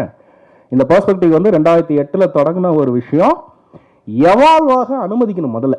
இப்போ ஃபிலிம் மேக்கிங் வந்து இட் இஸ் நாட் லைக் இன்னைக்கு வந்து நம்மக்கிட்ட டெக்னாலஜி இருக்குது, டூல் இருக்குது, அதனால நான் வந்து ஒரு கான்டென்ட் கிரியேட் பண்ணுறேன். We are not making films. Making ஃபிலிம்ங்கிறது இப்போ இதை நான் ஏன் இவ்வளோ இன்டென்ஸாக சீரியஸாக பேசுகிறேன்னா, நம்ம எல்லாம் ஃபிலிமை படிக்கிறோம். அதனால் நான் சொல்கிறேன், உங்களுக்கு புரியுங்கிற இடத்துல சொல்கிறேன். இதே நம்ம வந்து வெளியில் நம்ம இப்படி பேச முடியாது இல்லையா. ஸோ அப்போ இன்டலெக்டில் ஒரு படம் தொடங்குது, அப்போ அது எமோஷனுக்குள்ளே போகலையா, அப்படின்னா நாம் என்ன மிஸ் பண்ணுறோம்? எப்படி இந்த படம் எமோஷன் இல்லைன்னு நம்ம எப்படி டெரைவ் பண்ணுறோம்? அது அது எப்படி நடந்தது? இந்த படம் முழுக்க முழுக்க ஒரு எமோஷனலான ஒரு படம். அப்போ நான் என்ன மிஸ் பண்ணுறேன்? அப்போ என்னோட அட்டென்ஷன் எங்கே இருந்தது? ஃபஸ்ட்டு ஷார்ட்ல இருந்து நம்ம ஒரு 2.25 மணி நேரம் படத்தோட நம்ம அட்டென்ஷன் விலகாமல் நம்ம பார்த்துட்டு இருக்கோமா அப்படிங்கிறத நம்ம பார்க்கணும் இல்லையா. அதுவும் இருக்குது. ஸோ இப்போ என்னோட அட்டென்ஷன் ஸ்பேன் கம்மியாக இருக்குது. நான் வேறு கான்டென்ட்டுக்கு எக்ஸ்போஸ் ஆகிட்டே இருக்கிறேன். நான் பார்க்குற சினிமா மாதிரி இந்த சினிமா இல்லைங்கிற இடத்துல நாம் இந்த படம் என்ன கம்யூனிகேட் பண்ணுது எனக்கு அப்படிங்கிற இடத்துல நான் என்னை பற்றி தான் பேசிகிட்டு இருக்கேன். நான் முதல்ல ஒரு சொன்னேன் இல்லையா, நான் இவ்வளோ படங்கள் பார்க்குற ஒரு ஆளுக்கு விவேசினிங்கிற ஒரு படம் வந்து ரொம்ப முக்கியமான ஒரு படமாக இருக்குது. அப்போ என்னோட பெர்ஸ்பெக்டிவ்ல என்னோட ரீசன்ஸை நான் சொல்கிறேன் நான். அப்போ இந்த படம் தொடக்கத்தில் இருந்து என்னோட இக்னரன்ஸோட இது பேசிக்கிட்டே இருக்கு, நான் அதை அலோவ் பண்ணிக்கிட்டே இருக்கேன். அப்போ இக்னரன்ஸோட பேசும்போது இப்போ கார்கி தோழர் சொன்ன மாதிரி நான் பேய் படங்கள் பார்க்கவே மாட்டேன். இந்த படம் வந்து ரிலீஸ் ஆகி 1 இயர் ஆயிடுச்சு, நான் பார்க்கவே இல்லை. ஏன் அப்படின்னா எனக்கு வந்து விஷுவல்ஸ் வந்து ரொம்ப ஹாண்டிங்காக இருக்கும். எனக்கு அந்த இமேஜஸ் வந்து என் மண்டையில் விட்டு போகவே போகாது. அதனால் நான் ஹாரர் படங்கள் பார்க்குறத தவிர்த்துறேன். அப்போ நம்ம இந்த படத்தோட ரைட்டர் கஜேந்திரன் அவர்கிட்ட பேசிட்டு இருக்கும்போது தான், ஆனந்த் இது பேய் படம் இல்லை, நீங்கள் பாருங்க அப்படின்னு சொன்னார். அன்றைக்கி தான் நான் பார்த்தேன். ஆஹா ஓடிடியில் தான் பார்த்தேன். ஆஹாவில் இருக்குது, இந்த படம் வந்து ஸ்ட்ரீம் ஆகிட்டு இருக்கு. பார்த்தப்ப பர்சனலாக எனக்குள்ள ஒரு கத்தாசிஸ் நிகழுது. அதாவது 43 வருஷம் வாழ்க்கையில் வெறுமன ஒரு பயத்தோடு இருந்த ஒருத்தனுக்கு இந்த படம் அந்த பயத்தை நான் அந்த பயத்தை எப்படி நான் அக்வயர் பண்ணியிருக்கேன், என் மண்டைக்குள்ளே எப்படி வந்திருக்கு அப்படின்னா, என் அறிவை யூஸ் பண்ணாமல் இக்னரண்ட்டாக இருக்கும்போது 1000 பயம் மண்டைக்குள்ளே வருது. அந்த பயத்தை என் அறிவை வச்சு அந்த பயத்தை பார்க்கும்போது இவ்வளோ நாள் நானாக பயந்துருக்கேன், நான் யோசிக்காமல் பயந்துருக்கேன் அப்படிங்கிறத நான் புரிஞ்சுக்கிறேன். இது எனக்கு அவ்வளோ பெரிய ரிலீஃபை கொடுக்குது. அப்போ இந்த படத்தில் ப்ரோப் அப்படிங்கிற ஒரு வார்த்தை தொடர்ந்து பயன்படுத்தப்பட்டுக்கிட்டே இருக்குது. ஒரு விஷயம் ஃபர்ஸ்ட் ஹேண்ட் இன்ஃபர்மேஷனாக ஒன்று வருது, அது it is not a fact இல்லையா, அது முடிவு கிடையாது. இன்னும் போகும்போது அப்போ நமக்கு தெரிஞ்சுக்கிட்டது தான், எனக்கு என்ன தெரிஞ்சுதோ அதுதான் ஃபைனலு, இல்லைனா அதுதான் சரி அப்படிங்கிற இடத்துல அரைவாகும் போது அப்போ நம்மளோட இக்னரன்ஸ் வந்து அப்படியே இன்டாக்டாக இருந்துக்கிட்டே இருக்கு. இப்போ இன்னைக்கு வரைக்கும் நமக்கு தெரிஞ்ச இப்போ சயின்ஸும் தொடர்ந்து எக்ஸ்ப்ளோர் பண்ணிக்கிட்டே தான் இருக்குது. எல்லா டேட்டாஸும் எல்லா இன்ஃபர்மேஷன்ஸும் எல்லாமே எவால்வ் ஆகிட்டு தான் இருக்குது. ஃபிலிம் எவால்வ் ஆகிட்டு தான் இருக்குது. அப்போ இத்தனை வருஷ சினிமாவில் ஒரு ஹீரோ நரேட்டிவு இல்லைனா நம்ம வந்து இப்போ சாமி படத்தை காட்டுவாங்க, கோயிலை காட்டுவாங்க, இப்படியான படங்களை நம்ம தொடர்ந்து பார்த்துட்டே வரோம். அப்போ இந்த படத்தில் வந்து எடுத்த உடனே வந்து ஒரு ஒரு டாக்குமெண்ட்ரி ஃபுட்டேஜில் ஒருத்தவங்க வந்து பேசுகிறாங்க. ஃபஸ்ட்டு ஷார்ட்லேருந்து இந்த கதை தொடங்குது. நான் வந்து எனக்கு வந்து 2.25 மணி நேரம் வந்து அது என்ன சொல்கிறது, எனக்கு வந்து ஒரு ஃப்ளைட்டில் போகிற மாதிரி இருந்தது ஆக்சுவலாக. அதாவது 2.25 மணி நேரம் நான் ஃப்ளைட்டில் உட்காந்துருக்கிறேங்கிற அந்த சென்ஸ் இருந்துகிட்டே தானே இருக்கும் இறங்குற வரைக்கும். அப்படி ஒரு எக்ஸ்பீரியன்ஸ் இருந்தது எனக்கு. நான் ஃப்ளைட்டில் இல்லைங்கிறத என்னால் மறக்கவே முடியாது. அப்படியான ஒரு எக்ஸ்பீரியன்ஸாக இந்த படம் இருந்தது. இந்த படத்தை நான் 2வது தடவை பார்க்குறேன். நான் ஃபஸ்ட் டைம் வந்து கம்ப்யூட்டர் ஸ்க்ரீனில் தான் பார்க்குறேன். இப்போ நான் இதில் பார்க்கும்போது இன்னும் இது வேற ஒன்றா இருக்குது எனக்கு. அப்போ நான் என்ன விரும்புகிறேன்னா, இன்னுமே நான் இந்த படத்தில் கவனிக்க வேண்டிய விஷயங்கள் இன்னுமே இருக்குது அப்படின்னு நான் புரிஞ்சுக்கிறேன். அதே தான் நான் உங்களுக்கும் சொல்கிறேன். நன்றி. நன்றி சார். அடுத்ததாக நமது அரங்கத்திற்கு உலக தமிழாராய்ச்சி நிறுவனத்திலிருந்து பேராசிரியர் மடிக்கோ பன்னீர்செல்வம் அவர்கள் வந்திருக்கிறார்கள். படம் குறித்து அவர்கள் ஒரு சில வார்த்தைகள். அனைவருக்கும் வணக்கம். ஒரு திரைப்பட குறித்து அதிகமாக படித்து கொண்டிருக்கிற ஒரு கல்லூரியில் பேச வேண்டிய ஒரு சூழலிங்க. ஆனால் நான் அதிகமாக திரைப்படம் குறித்த பெரிய நுட்பமான செய்தியெல்லாம் எனக்கு தெரியாது. நான் ஒரு சினிமாவை பார்க்குறவன் தொடர்ந்து, அதுவும் குறிப்பாக தமிழ் சினிமா தான் அதிகமாக பார்த்துருக்கிறேன். மற்ற படங்கள்லாம் நான் அதிகமாக பார்க்குற வாய்ப்பும் இல்லை, அந்த பக்கம் நான் போனதில்லை. தொடர்ந்து ரொம்ப சினிமாங்கிறது ஒரு தவிர்க்க முடியாது. சினிமாங்கிறது வந்து ரொம்ப தப்பானது. சினிமாவுக்கு போகிறதே தப்பானதுன்னு ஒரு காலத்தில் இருந்தது என் வயசுலலாம். சினிமா பார்க்குறவங்களாம் ரொம்ப மோசமானவங்க அப்படின்றது. ஆனால் சினிமாவை படிக்கிறது அப்படிங்கிற ஒரு இடம் இருக்கு இல்லையா, அது ரொம்ப முக்கியமானது. இப்போ அந்த கருத்தெல்லாம் மாறிடுச்சு. சினிமாவே படிக்கணும், சினிமா எடுக்கணும், அது ஒரு முக்கியமானது அப்படிங்கிற காலத்தில் வந்துடுச்சு. இது ஒன்று. அப்புறம் வந்து சினிமா எடுத்து சம்பாதிக்கணும்னு ஒன்று இருக்குது. இப்போ பவன் ராஜா படம் நஷ்டப்படுறதுக்காக படம் எடுக்கிறாரு. நான் வந்து இப்படி காசெல்லாம் போட்டு நான் நஷ்டப்படுவேன், தொடர்ந்து நஷ்டப்பட்டுகிட்டே இருப்பேன் அப்படின்லாம் ஒரு படம் எடுக்கல. சூழல் அப்படி இருக்குது. அப்புறம் பொதுவாக அந்த வணிக சினிமா பற்றி எனக்கு ஒரு தப்பான கருத்து இருந்தது. எல்லாம் கமர்ஷியல்னு ஒன்று பேசிகிட்டு இருப்போம். எல்லாம் கமர்ஷியல் தான் சார், எல்லாமே கமர்ஷியல். நம்ம தோழரை தான் தெளிவுபடுத்தினாங்க, கஜேந்திரன் தோழர். எல்லாமே வணிகம் தான். வணிக சினிமாவில் ஒன்றும் பெரிய தப்பெல்லாம் ஒன்றும் கிடையாது. ஆனால் நம்ம கருத்தை சரியாக வணிகம் செய்யணும் அப்படின்னு ஒன்று இருக்குல்ல, அது ஒன்று இருக்குது. இப்படிலாம் கருத்துக்கள் வந்து நிறைய மோதுது, நிறைய இதாகுது. இந்த படத்தை நான் 2வது முறையாக பார்க்குறேன். இதுக்கு முன்னாடி தோழர் வந்து எனக்கு திரையிட்டு காமிச்சாங்க கொஞ்சம் பேரோட. அப்போது ஒரு முறை பார்த்தேன். இது 2வது முறையாக இந்த இடத்துல நான் பார்க்குறேன் அந்த படத்தை. இப்போ என்னை போன்றவர்கள் வந்து இந்த படத்தை பார்க்கும்போது நான் கொஞ்சம் நுட்பமாக இது என்ன வகைமையில் இந்த படம் வருது அப்படின்னு நான் சிலர்லாம் சிந்தித்தேன். அப்படி இப்போ திராவிட இயக்க சினிமாலாம் நீங்கள் பார்த்துருப்பீங்க. இப்போ அதெல்லாம் தெரியுமான்னு தெரியாது, இங்கே உள்ளவங்களுக்கு திராவிட இயக்க சினிமானா தெரியுமான்னு தெரில. ஆனால் அப்படி ஒரு வகைமை இருக்குது. பராசக்தி அந்த மாதிரிலாம் படங்கள் இருக்குது. இப்போ பவன் ராஜகோபாலன் படத்தை வந்து நான் திராவிட இயக்க சினிமான்னு பார்க்கல, ஒரு செல்ஃப் ரெஸ்பெக்ட் அப்படிங்கிற கண்ணோட்டத்தில் ஒரு சுயமரியாதை அப்படிங்கிற அந்த ஜேனரில் ஒரு முக்கியமான ஒரு படமாக நான் பார்க்குறேன். அவர்கிட்ட அதை பற்றியெல்லாம் கேள்வியெல்லாம் கேட்டிருக்காங்க. வலைவழியில் அவருடைய நேர்காணல்லாம் நிறையா இருக்குது, நீங்கள் கட்டாயம் வந்து அதை பார்க்கணும். அதை இந்த புராணங்கள், இதிகாசங்கள், இந்த நம்பிக்கைகள், இந்த சடங்குகள், இந்த மாதிரியான சம்பிரதாயங்கள், இதெல்லாம் எப்படி ஒரு மனுஷனை வந்து கட்டி போட்டிருக்கு, அடக்கி இருக்குது.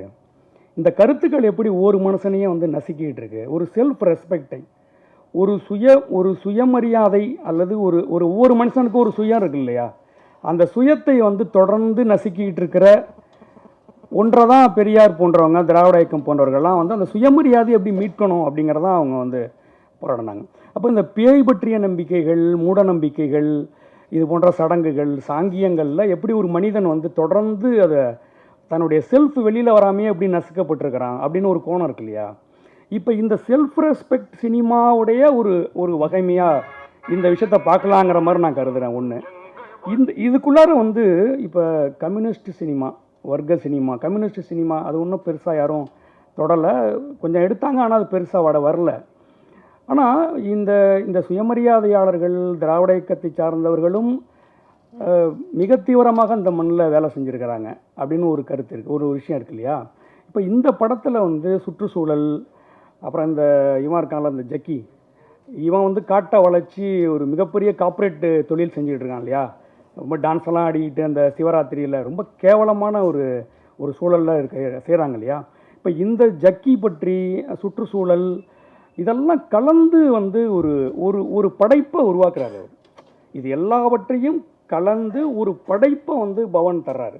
அந்த படைப்பின் மேலே தான் நம்ம வந்து வாதம் செய்கிறோம் இல்லையா. ஒரு ஒரு புனைவை அவர் வந்து உருவாக்குறாரு. அதில் நிறையா வந்து நீங்கள் சொன்ன மாதிரி தொழில்நுட்பங்கள் இது குறித்தெல்லாம் நிறைய கேள்விகள் வச்சிங்க, அது பேசுனீங்க. அதில் நிறைய குறைபாடு இருக்கலாம், எல்லாமே இருக்கலாம், போதாமைகள் இதை பற்றிலாம் வாதித்தாலும் கூட இப்போ வந்து ஒரு வணிக சினிமா இப்போ விஜய் அஜித் அப்படி ஒரு இது இருக்கு இல்லையா. இப்போ இங்கே நம்ம என்ன தான் நம்ம வந்து ஒரு இது படிச்சுட்டு போனாலும் நாம் வந்து ஒரு விஜயை வச்சு படம் எடுக்கணும், ஒரு அஜித்தை வச்சு எடுக்கணும், ஒரு விஜய் சேது அப்படி தான் நம்ம எல்லாருமே போகிறோம். ஆனால் அப்படி வச்சு எடுத்தால் இந்த படம் வேறு மாதிரி போயிருக்கும். அது வேறு. இந்த படத்தில் ஒரு நல்ல நட்சத்திர அந்தஸ்து பெற்ற ஒருத்தங்களை வச்சு எடுத்தாங்கன்னா இந்த படம் எங்கேயே போயிருக்கும். ஆனால் இதெல்லாம் வந்து அப்போ இந்த நட்சத்திர அந்தஸ்து பெற்ற ஒருத்தங்களை வச்சு படம் எடுத்தால் அது நட்சத்திரங்கள் தான் அவங்க மனசில் நிற்கும். ஆனால் இப்போ இதில் வந்து இந்த கதையையே ஒரு நட்சத்திர அந்தஸ்து பெற வைக்கணுங்கிற ஒரு முயற்சியும் அவர்கிட்ட இருந்திருக்குது. இதில் ஒரு முக்கியமாக அப்படி ஒன்று இருந்திருக்குது. அப்போ எல்லாவற்றையும் வந்து உள்வாங்கி ஒரு ஒரு சினிமாவை செய்யணுங்கிற ஒரு முயற்சியை செஞ்சுருக்காரு. ரெண்டாவது, இது வந்து பேய் படம் கிடையாது. பேய் படம் அப்படின்னு நம்ம பார்க்க முடியாது. இது எல்லாவற்றையும் உள்வாங்கி அவர் செய்கிறார். இன்றைக்கி இருக்கிற அந்த அரசியல் இருக்கு இல்லையா, அந்த கிட்டத்தட்ட இந்த கூடங்குளம் அணுமின் நிலையம் சார்ந்து நடந்த துப்பாக்கிச்சூடு, இன்னும் வந்து மிகப்பெரிய அந்த இப்போ பாலியல் விஷயங்கள் எல்லாத்தையும் இப்போ வெற்றிமாறன்லாம் அப்படி ஒரு கலவையாக தான் படம் கொடுக்குறாரு. அதில் பேர் நிறையா பேர் கிளம்பிட்டாங்க. அது என்ன இப்படி எடுத்த விடுதலை தப்பு தவறு இப்படி ஒரு கோஷ்டி வந்து எப்பயுமே இருப்பாங்க, தப்பு தப்பு தப்புன்னு பேசிக்கிட்டு. ஏன்னா அவனுங்க ஒரு சங்கி பேலுங்க, எல்லாருமே ஒரு சங்கித்தனம் எல்லா பேல்ட்டையும் இருக்குது. எதை எடுத்தாலும் தப்பு தப்பு தப்பு தப்பு தவறு, இதில் அது இல்லை இது இல்லைன்னு சொல்கிற ஒரு குறை சொல்லுகிற போக்கு இருக்குது. நீங்கள் யாரும் தப்பாக நினச்சிக்க வேண்டாம். ஏன்னா இந்த திறனாய்வுங்கிற கலையே மொக்க பண்ணிட்டானுங்க எல்லாருமே. ஒரு கிரிட்டிசிசம், ஒரு திறனாய்வு, ஒரு இதை வந்து விமர்சனம் செய்யணுங்கிற ஒரு கலை இருக்குல்ல. இப்போ கரண் கார்கி வந்து விடுதலை படம் சார்ந்து அப்போ வந்த விவாதத்தில் அவர் ஒரு அழகான ஒரு கிரிட்டிசிசம் வைத்தார். ரொம்ப சிறப்பாக இருந்தது. ஒரு கிரிட்டிசிசம் பண்ணுற பண்பே இன்றைக்கி தமிழ்நாட்டில் இல்லைங்க. ரொம்ப மோசமாக இருக்குது, கண்ணா பின்னான்னு இருக்குது. அதுவும் இந்த வாட்ஸ்அப்பு ஃபேஸ்புக்கில் வந்து கெட்ட வார்த்தை தாங்க இன்றைக்கி திறனாய்வு. கெட்ட வார்த்தைகளாக திட்டி அவனை காலி பண்ணிடுறது இல்லையா. அப்படியெல்லாம் ஒரு சூழல் இருக்கிற ஒரு காலத்தில் வந்து ஒரு சிக்கலான காலத்தில் நம்முடைய தோழர் பவன் அவங்க வந்து இந்த படத்தை கொடுத்துருக்காங்கிறத நான் பார்க்குறேன். தொடர்ந்து இந்த செல்ஃப் ரெஸ்பெக்ட் மாதிரியான சினிமாக்கள் வந்து நிறைய எடுக்கும். நல்லா இந்த நான் கொஞ்சம் ஃபோக்லோர் படித்த மாணவர். நான் நல்லா சில இதெல்லாம் ரொம்ப சில காட்சிகள், அதில் அந்த பொம்மைகள்லாம் இருக்குல்ல, இந்த சூனிய வைக்கிற பொம்மைகள், இதெல்லாம் வந்து நான் திரும்ப அதெல்லாம் யோசித்து பார்த்தேன். அது இப்போ எங்கள் ஊர் பக்கம் வேடசுந்தரம் எல்லாம் பார்த்தீங்கன்னா அந்த பேய் ஓட்டுறதுன்னு ஒன்று இருக்கும். அது பார்த்தா பேய்ங்க வந்து அன்னக்கிளி பாட்டு போடுனே ஒரு பேய் கேட்கும். வந்து இப்போ அன்னக்கிளி பாட்டு போடு அப்படின்னு கேட்கும், சரக்கு வாங்கிட்டோன்னு சொல்லணும். இதெல்லாம் இருக்குல்ல, இப்போ இதெல்லாம் ஃபோக்லோரு இன்றைக்கி வந்து அந்த துறையை காலி ஆகிடுச்சுன்னு வச்சுங்களேன். இப்போ இதெல்லாம் என் மனசுக்குள்ளே வந்து வருது. அது அவர் செய்யும் போது அதான். அப்புறம் அந்த சுற்றுச்சூழலுங்கிற அந்த என்விரான்மெண்டலுங்கிறது குறித்தான ஒரு படம்ங்கிற அதெல்லாம் இப்போ தான் ரொம்ப தீவிரமாக நம்ம பேசுகிறோம். என்விரான்மெண்டல் சயின்ஸுங்கிறதே ஒரு ஃபேக்கல்ட்டியாக உருவாக்கி அதை பற்றி பேசுவது, எழுதுவது அப்படிங்கிறதெல்லாம் இப்போ தான் அதிகமாக வருது. என்விரான்மெண்டல் பற்றி பேசுகிறது, மாற்றுப்பாலினம் பற்றி பேசுகிறது, தலித் விமன்னு பற்றி பேசுகிறதெல்லாம் கூட இன்றைக்கி ரொம்ப தீவிரம் எடுத்திருக்கு. இதெல்லாம் இன்னும் நம்ம தீவிரமாக வரணும். அது நம்ம வந்து பழக்கப்படணுங்க. நான் என்னன்னா இந்த மாதிரி படங்களை பார்த்து பழக்கப்படுவோம். நாம் பழக்கப்படாமே இருக்கிறோம்ல. நம்ம திரும்ப திரும்ப திரும்ப ஒரு மொக்கையான செத்து போனால் ஏற்கனவே ஒரு பழகி போன ஒரு படம் இருக்குல்ல, கதைகள் இருக்குல்ல, அதிலே இருக்கிறனால கூட இப்படி ஒன்று வரலாமோன்னு நான் கருதுகிறேன். இதை நான் முடிச்சுக்கிறேன். நான் அப்படி என்ன நினைக்கிறேன்னா, நம்ம வந்து ஒரு புது விஷயங்களை கேட்காதனால பழகாதனால கூட நமக்கு இப்படியெல்லாம் தோணுமோ அப்படின்னு தோணுது. அதனால் புதிய விஷயங்களை, இன்னும் பார்க்கப்படாத பகுதிகளை, இன்னும் இருட்டான பகுதிகளை, இன்னும் புதிய விஷயங்களை நீங்கள் அனுமதிச்சிங்கன்னா தான் இந்த துறை விசாலப்படும், இந்த விமர்சனம் விசாலப்படும், அகலமாகும் அப்படின்னு நான் கருதுகிறேன். நன்றி, வணக்கம். பேராசிரியருக்கு நன்றி.